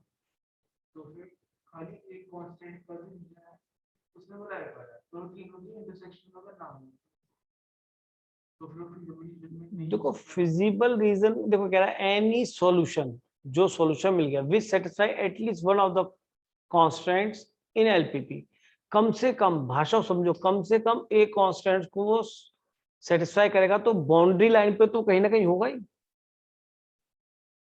वो तो बाउंड्री लाइन पे आएगा, लाइन पे आएगा ना, याद करो, फिर फिगर वही बना दूंगा मैं तो ऐसी, कहीं ना कहीं बाउंड्री लाइन पे आ रहा होगा ना वो। और अगर वो मैनी इनफाइनिटली मैनी सॉल्यूशन में होंगे तो यहाँ पे भी आ रहा होगा, वो भी बाउंड्री लाइन है। तो मेरे हिसाब से तो इसका answer option number see much better होना चाहिए। सी किस किसने जवाब दिया था बेटा? हर्षिता। सर पीयूष अर्जित और ठीक है, लेकिन जो ज्यादा बेटर यहाँ पे लगा, तुम कह रहे हो फिजिबल रीजन है, बिल्कुल ठीक बात है, मैं उससे एग्री कर रहा हूँ। Any solution which satisfy at least one of the constant. अब at least one of the constant वहां गलत हो जाएगा फिजिबल रीजन, क्योंकि यहाँ पे आप देखें तो ये सॉल्यूशन फिजिबल में ये आ गया मान लो, तो ये तो सेटिस्फाई करेगा, लेकिन ये फिजिबल रीजन का ये भी सॉल्यूशन है, फिजिबल रीजन में ये भी, फिजिबल रीजन में ये भी, फिजिबल रीजन में भी, फिजिबल रीजन ये भी, फिजिबल रीजन ये भी है। लेकिन ये पॉइंट कैसे है? अगर मान लीजिए ये पॉइंट सेटिस्फाई कर गया और ये भी सेटिस्फाई कर गया, तो 2 हो गए, एक से 2, और इनफाइनाइट भी हो गए इस लाइन पे जो आएंगे। और अगर केवल एक ही पॉइंट सेटिस्फाई करा, मान लो ये इसके साथ का ये और ये नहीं करा, तो एक तो आ गया और नहीं आए, तो कम से कम एक तो आ गया ना। कम से कम एक का मतलब है एक या एक से ज्यादा कितने भी आए। तो जब केवल यही सेटिस्फाई करा, केवल जब, कलर चेंज कर लेता हूं, अगर केवल यही सेटिस्फाई करा पॉइंट, तो यानी कि एक ही पॉइंट पे आपको ऑप्टिमल सॉल्यूशन मिला। अब बच्चे ने दूसरे पे चेक करा कि सर इस पे भी ऑप्टिमल मिल रहा है, तो ये वाले सारे पॉइंट सेटिस्फाई करेंगे इसका मतलब, तो कम से कम एक की भाषा बिल्कुल ठीक हो गई, एक या एक से सारे सेटिस्फाई करेंगे फिर। और अगर एक कर रहा है वो, मान लो दोबारा कलर चेंज कर बताओ, अगर मान लीजिए वो ये कर रहा है, तो ठीक है, ये वाला एक ही हो गया सॉल्यूशन, तो एक तो आएगा ही ना हमेशा, और बाउंड्री लाइन पे आएगा, बाउंड्री पे यहाँ भी आ जाएगा फिर वो, तो इन सब बातों को भी कवर कर लेगा वो, बाउंड्री पे आ गया तो ज्यादा बेटर हो गया ना। तो मैं समझता हूँ बाउंड्री वाला ज्यादा बेटर रिजल्ट होगा। चलें आगे, कितने बच्चों का ठीक बैठा है बाउंड्री वाला? समीरा। मेरा नाम बोलो यार, मेरा नाम क्या है? हर्षिता। हर्षिता आगे, गर्ग बोलिए, अग्रवाल क्या है? बंसल, बंसल, अग्रवाल हो तेरी दोनों बोली। चलो जी, फिर 24 पढ़ो जल्दी से, 24 का आंसर क्या आता है पढ़ो, आराम से पढ़ो क्योंकि इसका टाइम लगेगा। 24 से पढ़ो ध्यान से, हो गया तो रुक जा, भी सबको पढ़ने दे।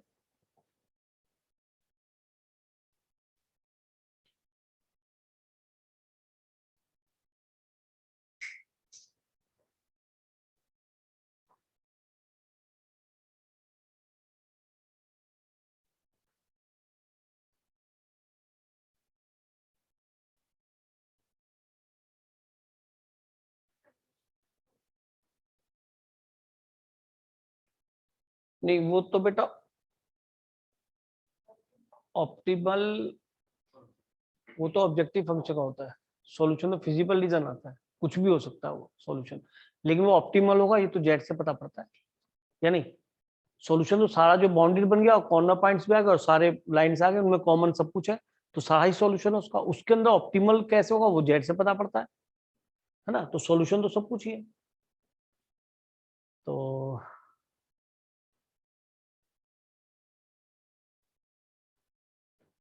हो गया जी, आंसर बताओ बेटा घर वाले जल्दी से। ए ए ए ए, चलो जी ए हो गया, और सर सी। सी आ गया जी। तो ये पता क्या है, अपनी समझ के अनुसार है, आता आपको सब कुछ है, मुझे पता है, सब कुछ कर चुके, टॉपिक क्लियर है बिल्कुल, सारे कांस्टेंट्स को ड्रॉ करके ऑप्टिमल सॉल्यूशन आपने निकालने सीख लिए 2 क्लासेस में। ये तो मैंने कहा चलो एक क्लास ऐसी ले लेते हैं, इससे कुछ और भी निकल के आ जाए। तो ए और सी वाले बहुत है, और कोई बच्चा कहना चाहे? बी भी आ गया जी। चलो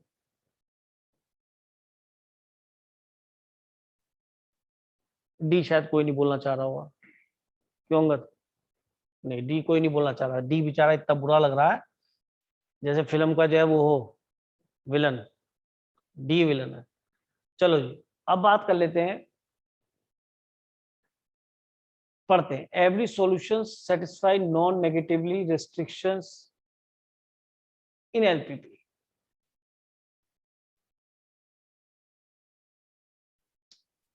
नॉन नेगेटिव एवरी सॉल्यूशन। अब मान लीजिए एक मैंने इक्वेशन ली, इसका सॉल्यूशन ये आया, लेस देन था, तो ये वाला सॉल्यूशन भी है, वो तो नेगेटिव है, यहाँ पे है तो नेगेटिव है। तो every solution satisfy non negatively restriction of LPP. Every feasible solution satisfy non negative restriction. तो बी ऑप्शन करेक्ट नहीं बैठेगा। Every feasible solution satisfy non negative, ठीक बात है। उसमें तो जब भी कोई सॉल्यूशन बनता है तो कॉर्नर पॉइंट्स आ जाते हैं, और वो अंधा होता है, फर्स्ट क्वाड्रेंट में होता है या नहीं?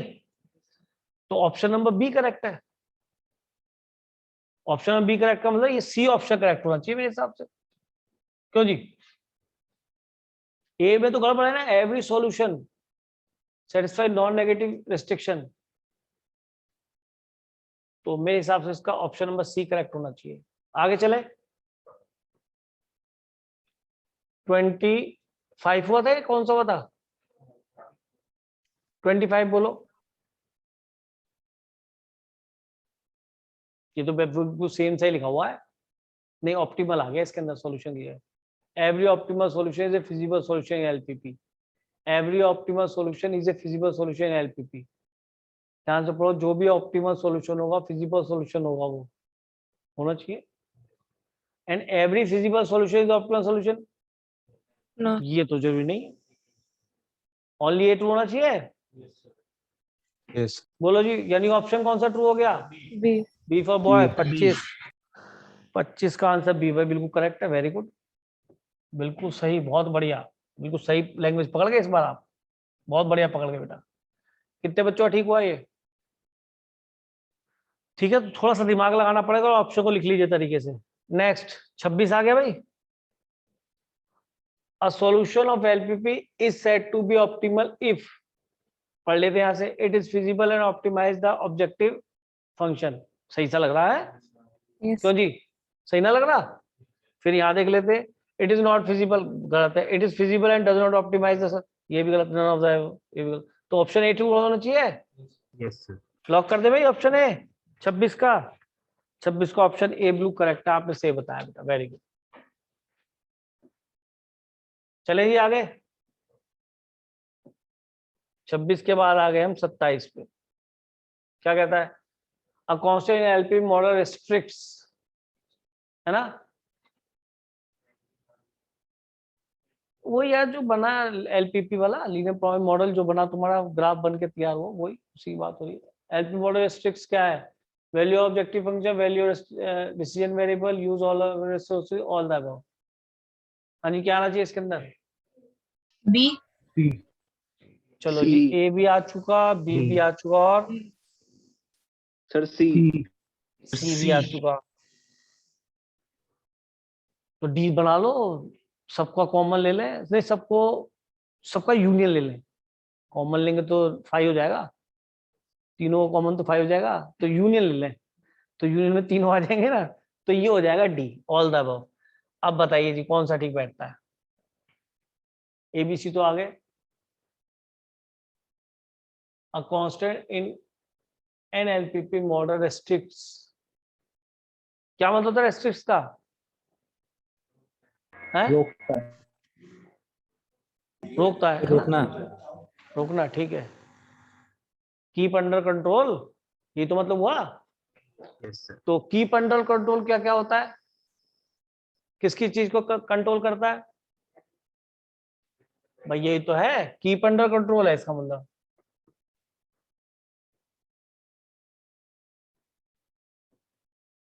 इसका मीनिंग ये है। अब सोचो इसके हिसाब से क्या ये ठीक आ रहा है, कौन सा ठीक बैठेगा?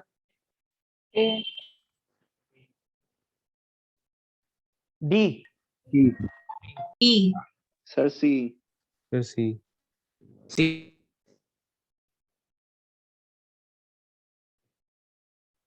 अच्छा, एक इस हिसाब से बोले जाए, बताना, the value objective function are constant in LP model restrict, यानी कि उनको कंट्रोल में रखता है, वो क्या होता है, ऑब्जेक्टिव फंक्शन को रखता है कंट्रोल में, ठीक है। डिसीजन वेरिएबल को रखता है कंट्रोल में,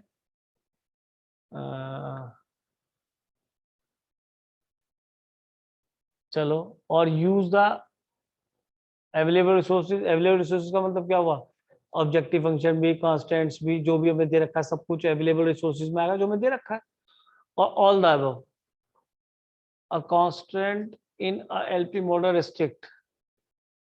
अच्छा, यहाँ पे ये वर्ड गड़बड़ कर रहा है क्या दिमाग में?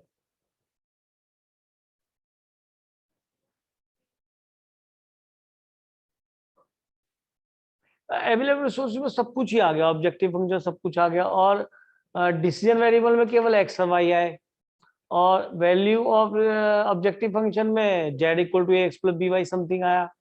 तो मेरे हिसाब से a constant in an LP model restrict, मेरे हिसाब से ऑल द अबव ठीक नहीं होगा।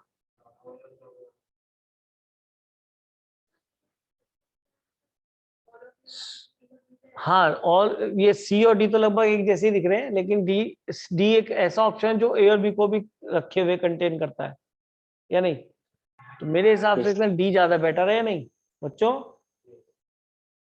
अरे आवाज नहीं आ रही घर वालों की। Yes, Yes, sir. डी ज्यादा बेटर, इसको डी ठीक कर लो बेटा, जो मैंने आंसर लिख रखे वो भी डी ही है। आगे चलते हैं। Objective function of LPP is a constant function to be of, ये तो आ गया होगा। Yes, sir. इसका ऑप्शन क्या है, रिजल्ट बी। मेरे ख्याल में सबका ठीक होना चाहिए। Objective function of LPP is a function to be optimized, ठीक है, गुड, बहुत बढ़िया। आगे चलते हैं 29। Which of the following statement is correct? Every LPP has at least one optimal solution. Every LPP has unique optimal solution. If an LPP has two optimal solution, then it is infinitely many solution. I think ये सही है। तो कितने गंदे ढंग से options बनाए, कोई बच्चा जल्दी में शुरू का पढ़ा और टिक करके चल दिया आगे, नहीं कह ले every LPP eight least one optimal solution, तो ये जरूरी नहीं है, एक सॉल्यूशन भी आता है और एक से ज्यादा भी आते हैं। आगे चला, every LPP has a unique optimal solution, बोला हाँ यार यूनिक सॉल्यूशन तो एक भी आता है, वो बात भी ठीक है, पता पड़ा एक ही पॉइंट पे आपको मैक्सिमम या मिनिमम मिल गया, ऑप्टिमम मिल गया।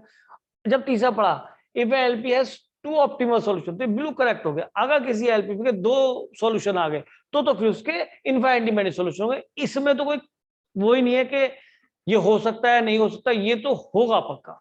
तो option C is better.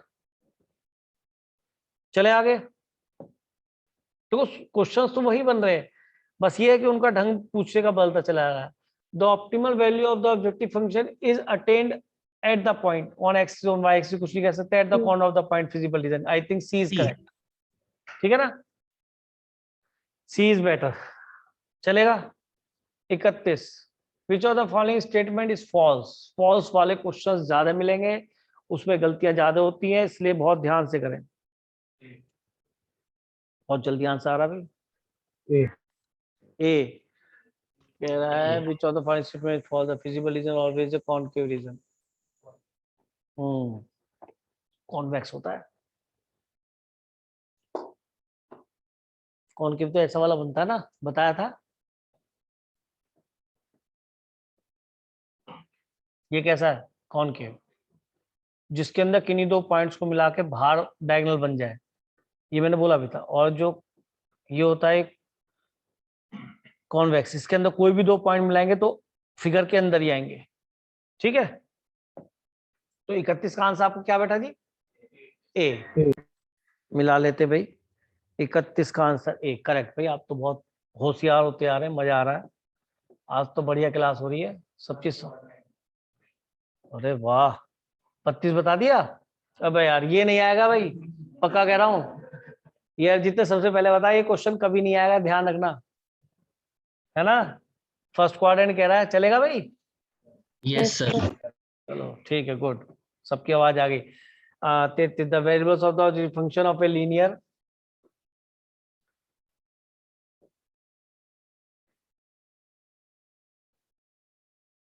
Linear problem क्या होंगे? 0 और पॉजिटिव। 0 और पॉजिटिव। चलो ये भी नहीं आएगा, पक्का कह रहा हूँ, ये भी नहीं आएगा क्वेश्चन। चलो, the 34 the optimal value of the objective function attend at the points. ये मैं पढ़ तो बिल्कुल ठीक है, सी ठीक है ना? Yes. तो ऐसा इजी क्वेश्चन भी बन सकता है बोर्ड्स में, कोई बड़ी बात नहीं है, क्योंकि कुछ तो पढ़ के ही नहीं जा रहे होंगे। अगला question, the graph of iniquity this. तो इक्विटी लेके ग्राफ बना लीजिए, 2x + 3y = 6। तो 0 रखा तो यहाँ पे x को 0 रखा तो y कितना मिल गया? 2। तो ये 0 2 पॉइंट है। इस बार y को 0 रखा तो x कितना मिल गया? 3। आपने इक्विटी पे लाइन ड्रॉ कर दिया। अब क्या कहता है वो? 0 0 रख के देखो, 0 0 सेटिस्फाई कर रहा है, यानी कि इधर वाला पार्ट सेटिस्फाई नहीं कर रहा, तो ये वाला रीजन बन गया। अब क्वेश्चन से बात कर लेते हैं। Half plane of the contain origin, नहीं, हाफ ऑफ द प्लेन तो आना ही, ये तो पक्की बात है। किसी भी लाइन से लेंगे, इक्वेशन बनाएंगे तो हाफ ऑफ द प्लेन आएगा। इक्वलिटी से सॉलिड लाइन आएगी और इनइक्वलिटी से केवल डॉटेड लाइन आएगी। हाफ ऑफ द रीजन तो जैसे ही इनइक्वलिटी लगी, चाहे वो ग्रेटर देन चाहे वो less than, half of the region तो आता ही, हाफ पार्ट करता ही करता है उस पूरे रीजन का। तो क्या हुआ भाई? हाफ ऑफ द रीजन इधर contains origin nor the point on the line this. ठीक बात है, क्योंकि सॉलिड लाइन नहीं बनेगी, ये डॉटेड बनेगी। ठीक है, नहीं आपने बताया था कि अगर इक्वल टू रहा है तो डॉटेड लाइन बनती है, this one line is obtain. और दूसरा ओरिजिन की तरफ का नहीं आएगा, ना तो सॉलिड लाइन आएगी ना ही ओरिजिन की तरफ का आएगा। तो कौन सा आंसर हो गया? बी। शायद ये सभी की समझ में आ गया होगा अच्छी तरीके से, कोई प्रॉब्लम नहीं, शायद सबका आंसर भी ठीक आया होगा। कुछ पूछो चाह रहे हो? ठीक है ना, चले आगे। चलिए तो नेक्स्ट क्वेश्चन देख लेते हैं, क्वेश्चन नंबर 36। सो ये तो सभी कर देंगे। Solution set x = 2। अगर मैं x = 2 लेता हूं तो लाइन कैसी बनेगी? पैरेलल टू उल्टा, सोचो करो, 1 2 y एक्सिस, x = 2। ये तो इक्वल टू पे सॉलिड लाइन आ गई। ग्रेटर देन पे क्या होगा? ग्रेटर देन आ गई, x = 3 यही तो होगा, ये सारा रीजन आएगा। अब ये कहता है half of the plane left और नहीं, half of the plane right excluding y axis, excluding the points on y axis. हाँ, y एक्सिस के पॉइंट्स में क्या मतलब है? बोलो जी, कौन सा आएगा? Sir C. C. Half plane on the right of y axis including the points on y axis. Sir B होगा, बी होगा, बी होगा sir. C D B. Sir B. Sir, भाई B. मेरे हिसाब से तो ये लाइन ये बन रही है, और मैं कहता हूं कि x = 2 लाइन पे होंगे पॉइंट्स और उसके राइट में होंगे। अब आप देख लो इसमें कौन सा आंसर ठीक बैठ रहा है। ये तो बिल्कुल गलत है भाई।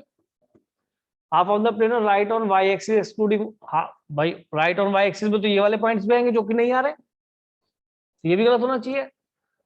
Half plane on the right of y axis excluding the point, मेरे ख्याल में नन ऑफ द अबव ज्यादा बेटर होगा। क्यों? चलो डी को राइट कर दूं। Yes sir. 36 का आंसर डी ही होना चाहिए। वैसे इन्होंने सी दे रखा है, मैं इत्तेफाक रखते हैं, सी पढ़ के देख लो, मिसप्रिंट भी होता है। Half plane on the right of y axis, गलत है ना? डी है।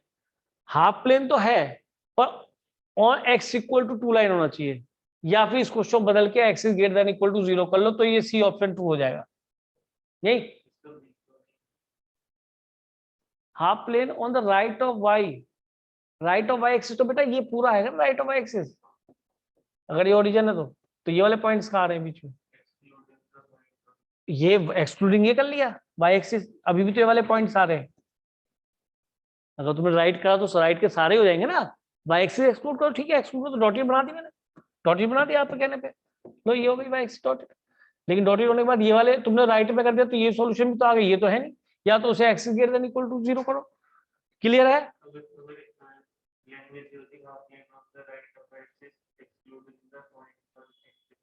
तो क्वेश्चन क्या बनता? यही कह रहे हो ना?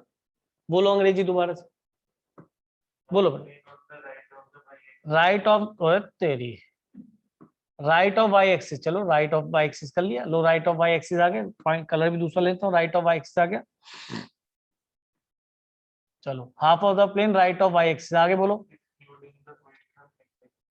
Exclude the point of x axis, ये पूछ सको exclude the point of z axis. एक तरफ तो राइट ऑफ वाई एक्सिस बोल रहे हो तो ये वाला पॉइंट तो आ ही गए जो एक्स एक्सिस पे भी है। उसको छोड़ो, आपने खुद क्वेश्चन बनाया।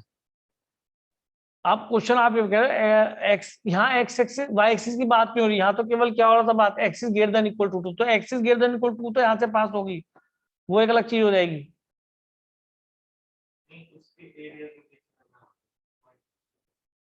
आप ये कहना चाह रहे हो कि ये वाले पॉइंट हो ही ना, उसको क्या बोलेंगे? भाई साहब क्वेश्चन नया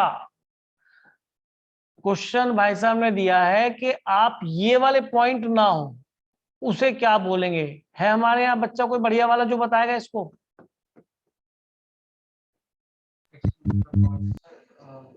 मैथमेटिकल इक्वेशन पूछ रहा है, हिंदी पूछ रहे, हिंदी बोला तो अंग्रेजी बता रहा है। देखा क्या कह रहा है ये वाले पॉइंट ना हो, कह रहा है excluding the point between the line x equal to 0 and x equal to 2।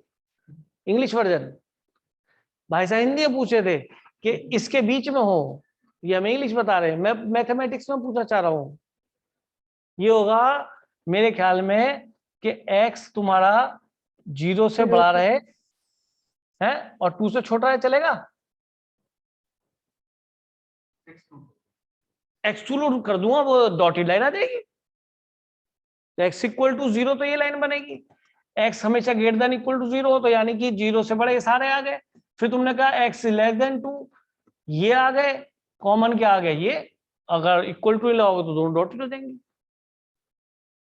तू यही पूछ सकता भाई, तो तू पूछे मूड में। अब भैया ये पूछने लगे जी ये बताओ, है आज पढ़ रहा भाई पढ़ने के मूड में, वो कह रहे जी ये बताओ ये रीजन मैथमेटिकली क्या बनेगा? क्योंकि भाई अब बच्चा ट्यूशन पढ़ रहा हो तो पूरी तरह से छेड़ेगा। बोलो बेटा आओ, अब ये वाला रीजन क्या बनेगा? x greater than equal to. Real number में तो बेटा एक्स और वाई दोनों आते हैं। हाँ बोलो क्या बोल रही बेटा? सर राइट वाला होगा x ग्रेटर देन 2। अब ये येलो वाला पूछ रहे हैं, ये ओरिजिन है। येलो वाले रीजन को मैथमेटिकली कैसे रिप्रेजेंट करेंगे? r minus x। r minus मत बोलो बच्चों, r में, क्योंकि हम इस पॉइंट को जब लेके चलेंगे तो यहाँ पे x भी है y भी है।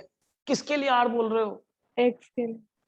हाँ तो x को केवल नहीं, आप ऐसे बोलो ना कि एक बार तो x लेस देन 0 हो जाए, x इक्वल टू 0 तो x is less than 0 and x is greater than equal to 2।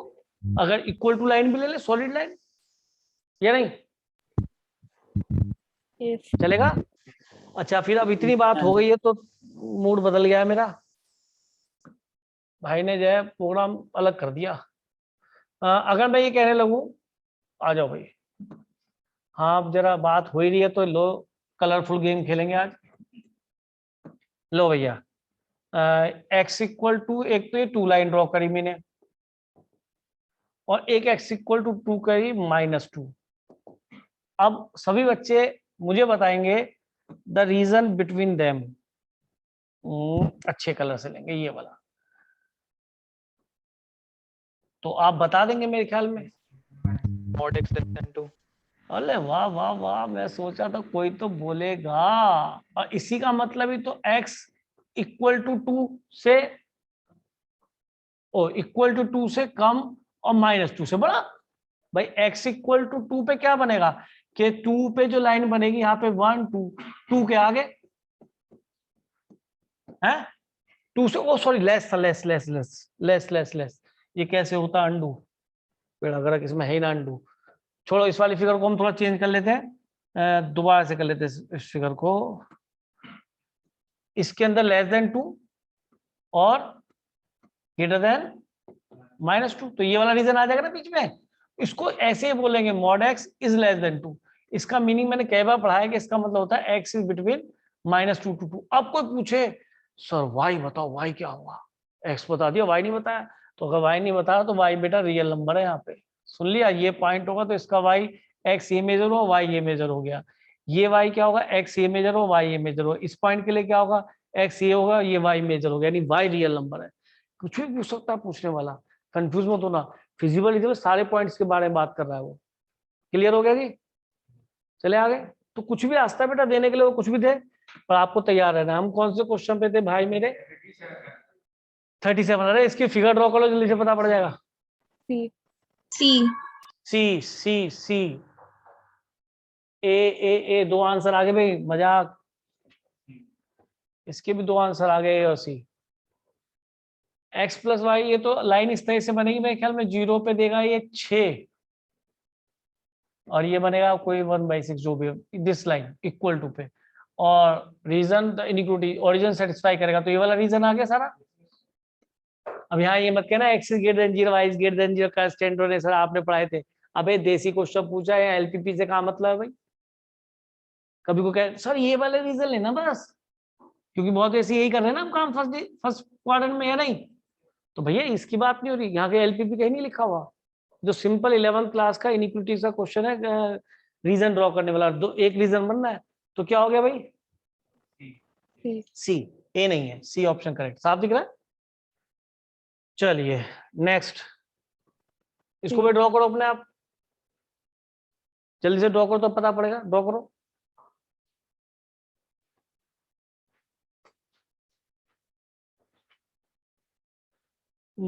कौन सा था? चलो एक काम करो, एक मिनट, जल्दी नहीं, 39 में पूछा क्या? चलो इसके दोनों क्वेश्चन जल्दी से करो जरा।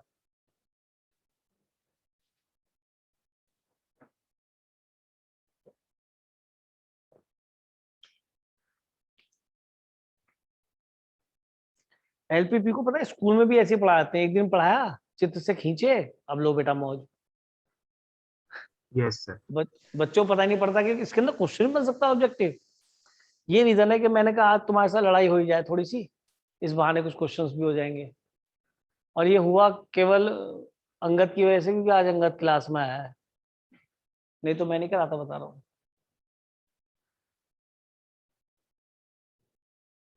हो गया तो अगला कर ले, 39 भी कर ले, दोनों कर लो।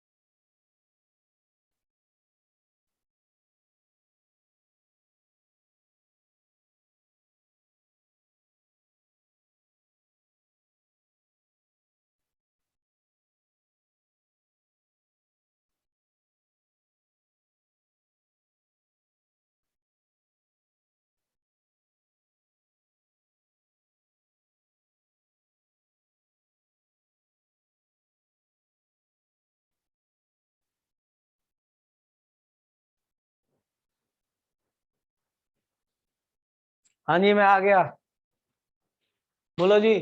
38 का रीजन क्या बना? ए बना भाई? Sir C. सी। चलो जी, ए और सी दो आंसर आ गया। तुम तो कमाल करके आओगे लग रहा है मुझे, ऐसा फीलिंग आ रही है मुझे। तो फिर तो मुझे लगता है मुझे और चैप्टर्स के भी ऑब्जेक्टिव क्वेश्चन लगता है कराने पड़ेंगे, हैं? Yes sir. हाँ लग रहा है मुझे, क्योंकि यहाँ पे जब 3 आंसर तुम बनाते हो, 4 में से 3 बना रहे हो, और अगर 8 ऑप्शन आ गए तो तुम जो है कम से कम 6 तो बना के आओगे, अगर ये प्रोबेबिलिटी नहीं तो। भाई 4 में से 3 तो 8 में से 6 आंसर आएंगे आपके, और इत्तेफाक से वो एक ही चाह रहा है। प्रोबेबिलिटी बड़ी बेकार जा रही है भाई। यार इसमें ट्रेस करना भाई, इसमें तो मुझे, यार ये तो तुम्हें खुद करना चाहिए था। एक किसी ने नहीं बोला? बोला है सूर्यांश से। पहले इस पे धप्पा की थी समझो।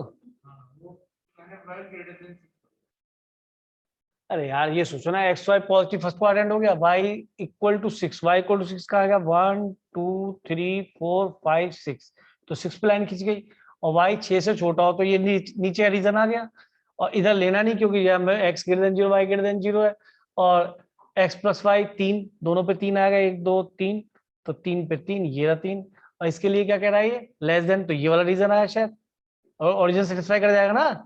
तो आप बताइए दोनों में कॉमन कौन सा बना, जो डबल शेडेड हो गया। डबल शेड कौन सा है, ये वाला ट्राइंगल जो बना है, दिस वन, या नहीं? Yes sir. ये हमारा फिजिबल रीजन, मतलब फिजिबल नहीं बोलना चाहिए, यहाँ तो कहना चाहिए कि हमारा इनइक्विटीज के सिस्टम का आ गया, तो इसे बाउंडेड इन फर्स्ट क्वाड्रेंट, ठीक है, अनबाउंडेड है ही नहीं, अनबाउंडेड है ही नहीं, तो ऑप्शन नंबर सी करेक्ट हो गया। तो ऐसे टुच्चा क्वेश्चन पता नहीं आ जाए, और मुझे यहाँ पढ़ाने के बाद ये फील हुआ कि ऐसे क्वेश्चन जो बन सकते हैं कि mod x is less than 2, mod x is between 2, ऐसा बन सकता है mod x is greater than equal to 2, और अगर ये 3 क्वेश्चन बने तो ये याद रखना इसके अंदर y क्या है, रियल। किसी कहा तुम्हारी बहन कितनी है कि 4, भाई का हिसाब खुद लग गया, ना है भाई, ना है, तुम्हारी बहन कितनी है 4, तुमने भाई उससे पूछा, तुमने अपना हिसाब लगा लिया, ना है, तो ऐसा ना है, यहाँ भाई रियल नंबर है, मैंने इससे पहले ही बता के चला हूं या नहीं, तो उसको थोड़ा ध्यान रखें। और इसका मतलब क्या बनेगा, इसका मतलब क्या होगा, इसका मतलब क्या बनेगा, इन्हें एक बार जब बना के देख लेना, ना बनाए तो ये समझ में आ रहा है इसका मतलब क्या है। यस। इसका मीनिंग है ये ओरिजिन है, और ये -2 और 2 के बीच ये रीजन है, लिख लो, भूलना नहीं। ये केवल क्या है, ये क्या आएगा, इसमें क्या फर्क है, केवल ये वाला बनेगा शायद, ये वाला बनेगा ना शायद, 0 और 2 यहाँ है, और इसमें क्या बनेगा, -2 और 2 के राइट में मॉडुलस लगा हुआ है, चूचू दोनों आएंगी, ठीक है भाई, ये सही बनाया मैंने, चेक कर लिया आपने। Yes sir. और तीन सभी केस में आप देखें तो यहाँ पे y कुछ भी आ रहा है, यहाँ y कुछ भी आ रहा है, तो y is any real number in each case. तो ऑप्शन नंबर सी इसका करेक्ट कर देते हैं, आगे चले, नोट कर लिए, 3 फिगर बना ली नहीं बनाए, चांसेस है ऐसी फिगर बनी हुई आ जाए, वहां पूछ ले मॉडुलस से, आप एकदम डर जाए तो डरे ना, यहाँ से तैयारी करके जाए, और ऐसे सेम y के लिए क्या होगा, तो y इक्वल टू बन जाएगी हॉरिजॉन्टल लाइन, ये वर्टिकल लाइन बनती है, उसके लिए मैं बार बताना समझता नहीं। इसमें क्या कहता था, हाँ भाई इसका आंसर क्या है, सेट द ही चू x x by quantity maximum of, हमें क्या निकालना है इसमें 39 में, अरे ऑब्जेक्टिव फंक्शन निकालना है यार, ये तो आ जाएगा, वैसे ही दिख रहा है, 40 रुपए प्रॉफिट ये हुआ, 25 रुपए एक्स पे और 40 रुपए वाई पे, यही है भाई, अरे उल्टा होगा, 40x plus 25y। 40x आएगा, और भाई ये उल्टा कर दिया, देखो मैंने तो ऐसे हवा में कहा था 25y, तो एक्स और वाई के लिए उसने लिखा हुआ आगे, एक्स राइस के लिए लिखा है, और यहाँ दूसरे वीट के लिए बोल दिया है पहले, देख ले क्या कमाल करा है, और वो ऑप्शन भी होगा जो मैंने गलत वाला लिखा था, हैगा, देख रहे हो, अरे हाउ मच बदतमीज दे आ रहे हैं, कौन सा ऑप्शन ठीक बैठेगा, बी, और देखो ए भी दे रखा है, यानी कि अगर जैसे मैं चला था तो मैं तो 0 लेके आता, लेकिन आप बिल्कुल सही थे, मैं गलत था। चले आगे, 40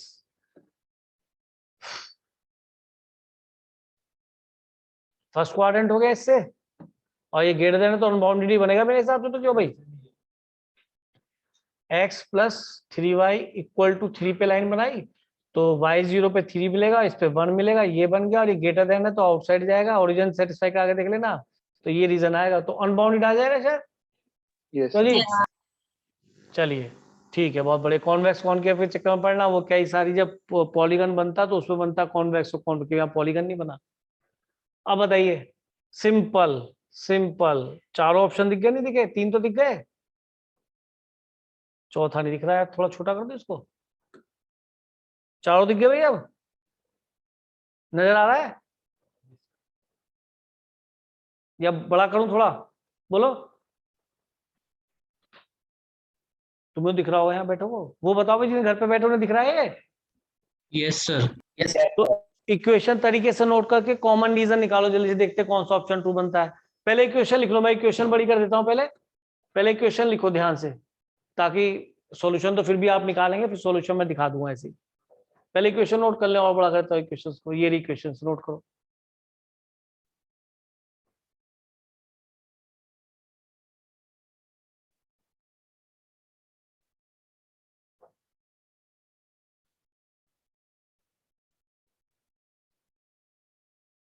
हो गई इक्वेशन नोट्स, नोट हो गई सारी। तो अब मैं इसको छोटा करके आपको सॉल्यूशन को थोड़ा ऊपर ले आता हूँ और सॉल्यूशंस यहाँ पे बड़े कर देता हूँ। चारों सॉल्यूशन दिख रहे हैं भाई अब? चलो ट्राई योर सेल्फ, कौन सा ठीक बैठेगा भाई? ये तो ठीक बैठना ही चाहिए, बनाओ यार लाइन जल्दी से, x0 y0 करके जल्दी से।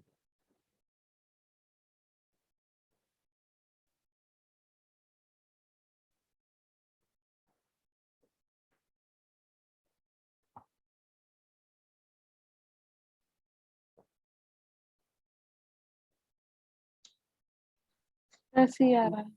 सी बैठ रहा है जी, सी। कौन सा क्वेश्चन नंबर है? 41 का सी बैठ रहा है। अंगद नहीं निकल रहा बेटा क्या? रिद्धि तेरा?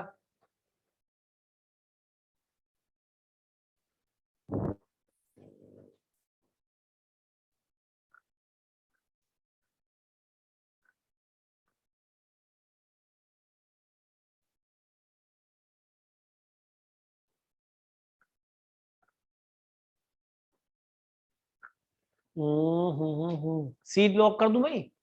Yes sir. हाँ यस सर। इसे ना कराऊं ना मैं, या बताओ कराऊं? अरिजीत नहीं हो रहा मुझे लग रहा है। हो गया पक्का सी? हाँ ये तो यार देखो, तुम जैसे बच्चों के लिए कुछ भी नहीं है, सारी चीजें जानते हो। अब भी बैठ गया है? सर बी है। पक्का भी? लो भैया फिर तो मैं कर दूं पक्का कच्चा, मैं समझ गया क्या कल ऐसे ही। इसमें तो 2 मिनट लगने यार। देखो घबराओ नहीं, ये आपने लाइन ड्रॉ किया, एक्स और वाई एक्सिस है तेरी, बी है मान लिया, x plus y equal to 5 पे दोनों 5 पे कट कर जाएंगे या नहीं?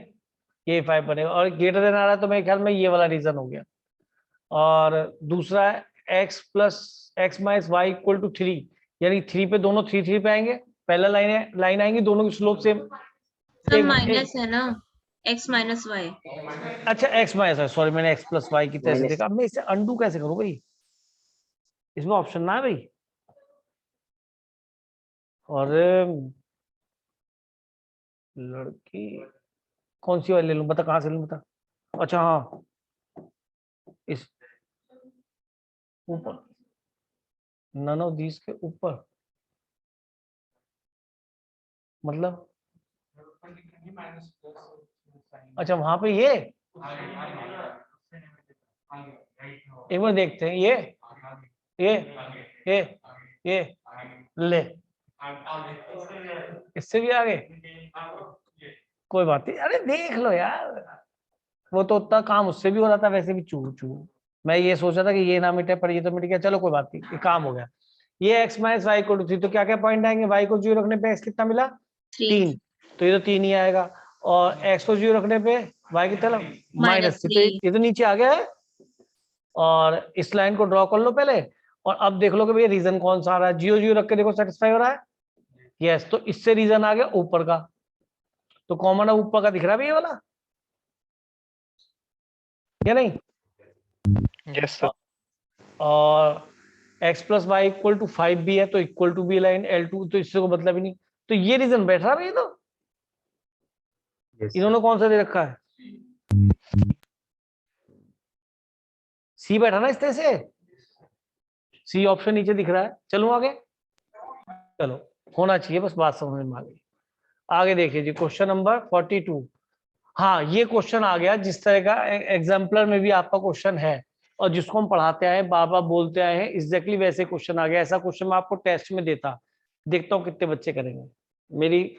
मेरा बहुत मन था अंदर से कि आपको एक क्वेश्चन टेस्ट में दिया जाए, क्योंकि ऐसा सेम क्वेश्चन एग्जाम्पल में 2-3 बार दे रखा है। ठीक है, तो आप एक बार देख लें, ऐसा क्वेश्चन बोर्ड में 100% बनेगा। देखो मैंने अब तो बहुत क्वेश्चंस को नहीं बोला, शायद पहले क्वेश्चन बोल रहा है, ऐसा बन सकता है।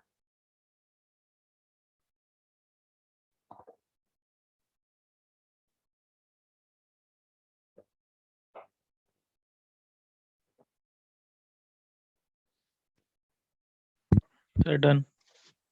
अभी बोलना मत, अभी मत बोलना। कुछ बच्चे तो इसमें वैसे ही फंस रहे होंगे, पता नहीं क्या सोच रहे हैं, जबकि मैंने सारा पढ़ा दिया है, तब ये हाल है।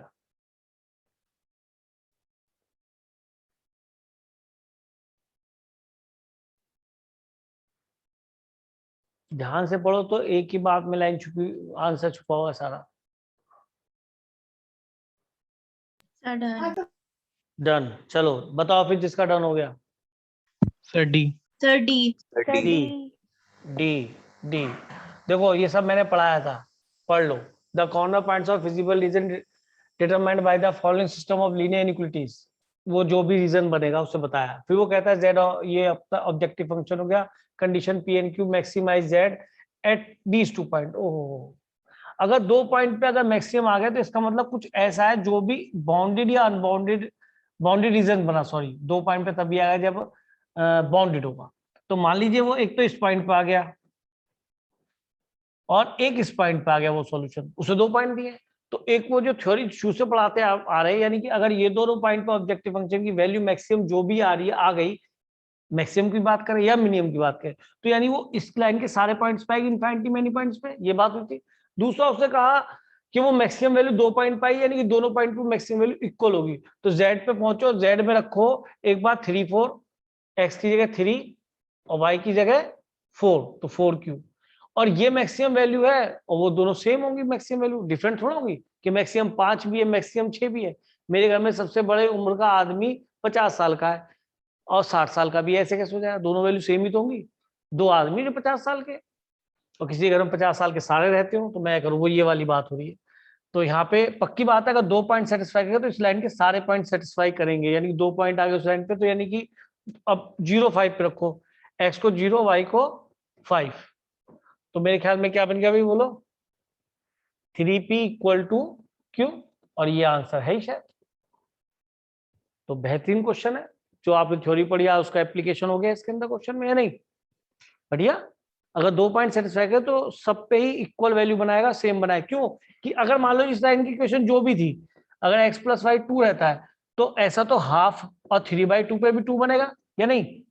और 1 और 2, 1 पे भी 2 बनेगा और 2 और 0 पे भी 2 बनेगा। अगर 2 पॉइंट पे वो 2 बन गया तो उसके सारी लाइन पे सारे पॉइंट्स पे 2 बनाएगा इक्वल टू। ये वो थ्योरी है, कंसेप्ट है जो मैंने समझाया। तो ये क्वेश्चन बन सकता है ऐसा।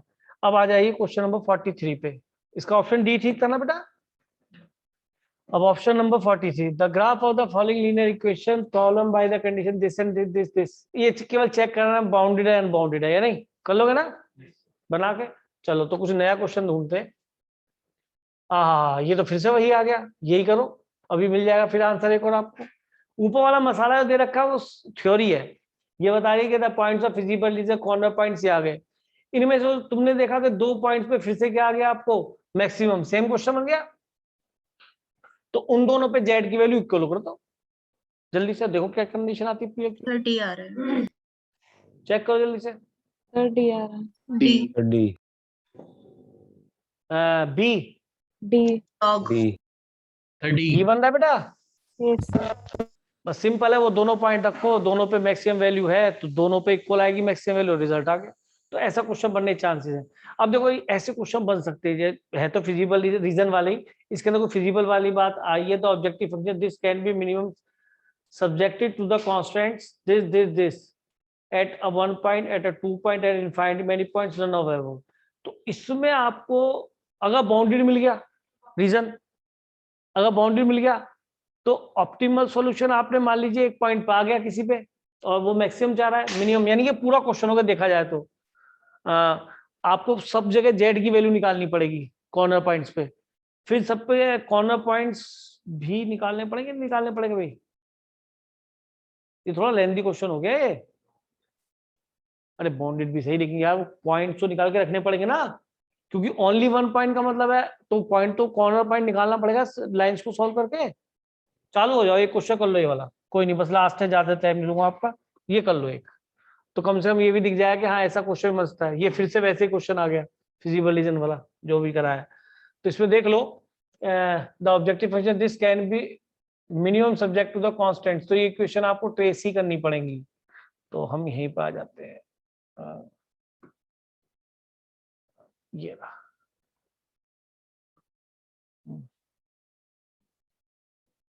यहीं पे ड्रॉ कर देता हूँ, क्या दे है, चलेगा ना? हाँ, एक तो है 3x + 4y = 24। एक बार x को 0 रखा तो y कितना मिल गया? 8, 4 6 24, 6 मिलेगा ना, ये हो गया 6। और एक बार y को 0 रखा, यार x को 0 रखा तो y, ये 6 तो यहाँ आएगा ना, x को 0 रखा तो y की वैल्यू 6 आ गई, और अब y को 0 रखा तो x की वैल्यू 8 आ गई। ठीक है, ये 8 हो गया मान लो, ये लाइन ड्रॉ हो गई, लेस देन है तो इनसाइड हो गया, ये वाला रीजन आ गया, दिमाग में रखना है बस, खत्म। दूसरा क्या है, 8x + 6y = 48, तो पहले उसे 2 से डिवाइड कर लो। हाँ जी, 2 से डिवाइड करने पे क्वेश्चन क्या बन जाएगी? 4x + 3y = 24। अब रखो, वैसे पहले भी रख ले तो कोई फर्क नहीं पड़ता, x को 0 रखा तो y कितना मिल गया? 8, तो 8 ऊपर आएगा, और इस बार y को 0 रखा तो x कितना मिल गया? 6, ये आ गया। अब इनको ज्वाइन कर दो, इस पे क्या है वो लेस देन, तो फिर ये नीचे वाला रीजन आएगा। अब आपके लिए प्रॉब्लम हो गई कि आपको ये वाला पॉइंट निकालना पड़ेगा, तो इनको सिंप्लीफाई करो दोनों इक्वलिटीज को, जल्दी देखो क्या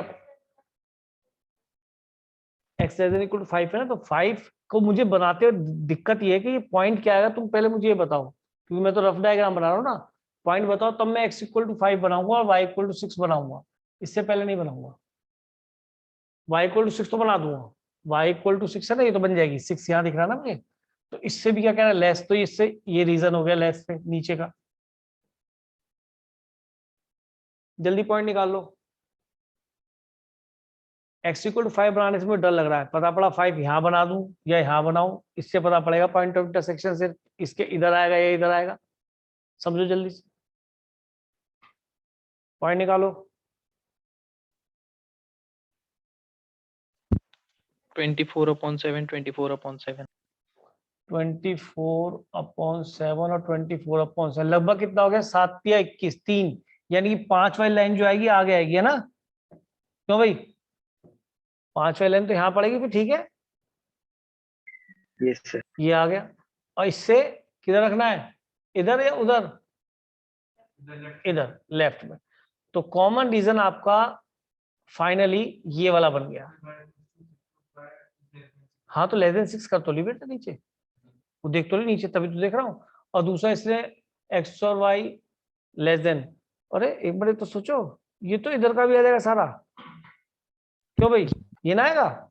सर 0 भी दे, अच्छा दे रखा है y > 0, तो ये ऊपर चला गया। y > 0 से क्या हो गया,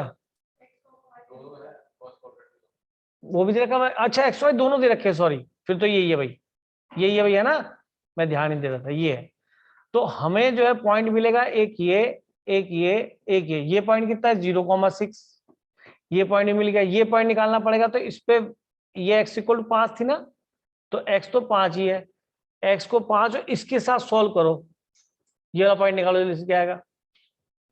ये वाली लाइन क्या थी, ये लाइन कौन सी थी? 5,9 वैसे, यानी 4x + 3y वाली थी ना, 4x + 3y = 24 वाली थी ना ये भाई। y को 0 लोगे तो x 6 आएगा, ठीक है।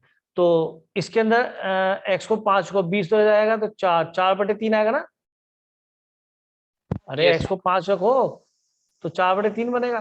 तो ये हमारे पॉइंट मिल गए, कौन पॉइंट, एक ये मेरी बहन x = 5 लाइन और x = दिस लाइन को सॉल्व करेंगे, वही तो दोनों इंटरसेक्ट कर रही है,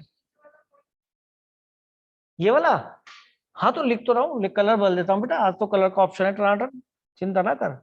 देख रेड ले तो सारे कलर देख, अरे आया कैसे ना, अच्छा दिख रहा है इस पे, अरे आएगा, अब आएगा, ले बेटा, these are all corner points. तो ये भी मैंने निकाल दिया, ये रहा, और ये क्या तेरा 5 0 था, ये 0 0 था, ये भी लेना पड़ेगा, ये तूने निकाल, ये कौन सा था, ये नहीं है, सॉरी ये तो ये वाला था ना, अच्छा ये वाला है, ठीक है ना, सब ठीक है, all is well, all is well.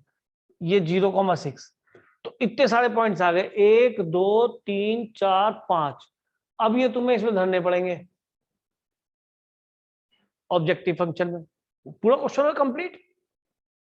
और उस पे देखो, मैं इसमें डर रहा हूं कहीं 2 पॉइंट, ओनली 2 पॉइंट तो कभी ऑप्शन नहीं होगा, या नहीं? क्योंकि अगर 2 पॉइंट आ गए तो इनफाइनाइटली मेनी पॉइंट है सारी लाइन के, तो इनफाइनाइट पॉइंट का नंबर बन सकता है, ओनली 1 पॉइंट बन सकता है। डिपेंड करेगा जो मैक्सिमम वैल्यू किस, मिनिमम वैल्यू किस पे आएगी।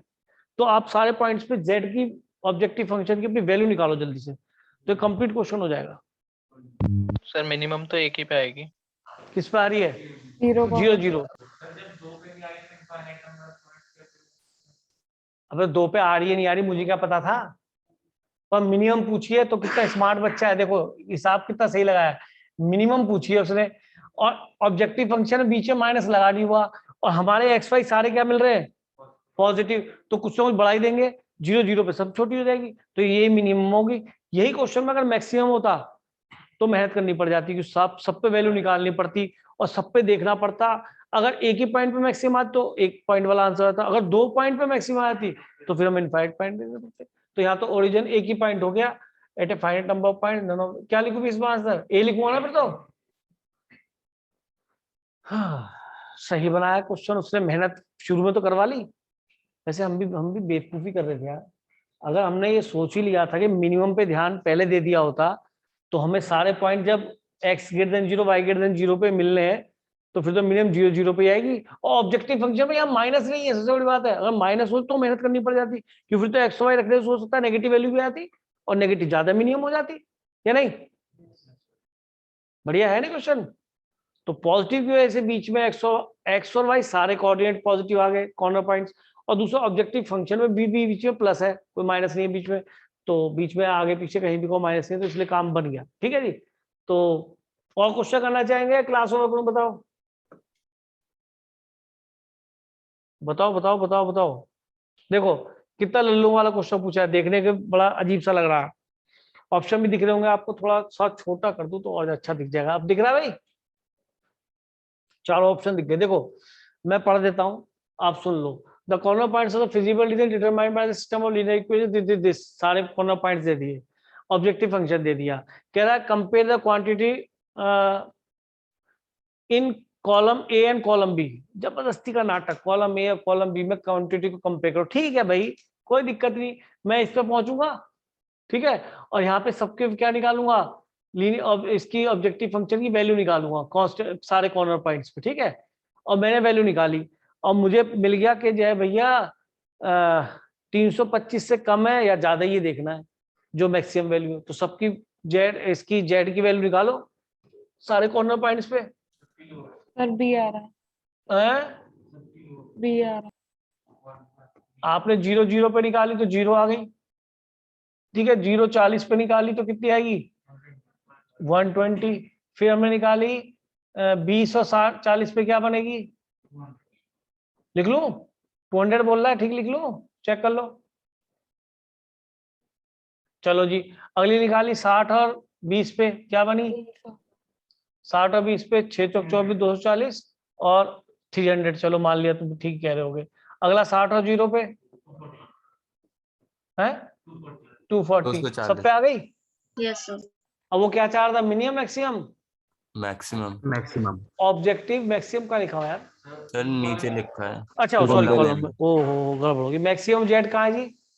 ये रहा, ये मैक्सिमम जेड है। और मैक्सिमम जेड और ये इससे कंपेयर करते तो मैक्सिमम जेड क्या छोटा मिलता है, ये बड़ा मिलता है कॉलम भी। भाई ये ऑप्शन देख लो कौन सा ठीक है, बोलो। क्वांटिटी 20 ग्रेटर, बस बात खत्म। तो ये तो बिल्कुल बेकार क्वेश्चन था, इससे तो मतलब ऐसा लग रहा है ऐसे कि शायद कुछ एलपी पूछा ही नहीं गया। तो कुछ क्वेश्चन और बच रहे हैं, नेक्स्ट क्लास में लेंगे या फिर आप ट्राई कर लेना एक बार। ठीक है,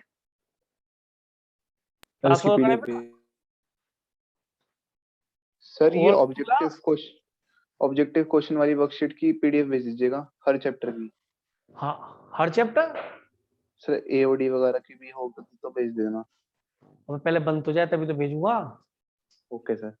फिर मैं भेज दूंगा तुम्हें, धीरे धीरे सारी भेज दूंगा। मुझे क्या, मुझे अपने घर में रखनी है, सब बताऊंगा, सब तुम्हें दूंगा बेटा, चिंता ना करो। पेपर अच्छा करके आना, मैं बता रहा हूँ। ठीक है, 40 में से 41 आ जाए चलेंगे, 40 में से 39 भी होने चाहिए। ठीक है, 41 भी आते हैं, ऐसी बात नहीं है। चलो क्लास हो करते हैं। Good night. जय हिंद सर। जय हिंद बेटा, जय हिंद। नमस्ते सर। जय हिंद सर। नमस्ते बेटा, नमस्ते। नमस्ते सर।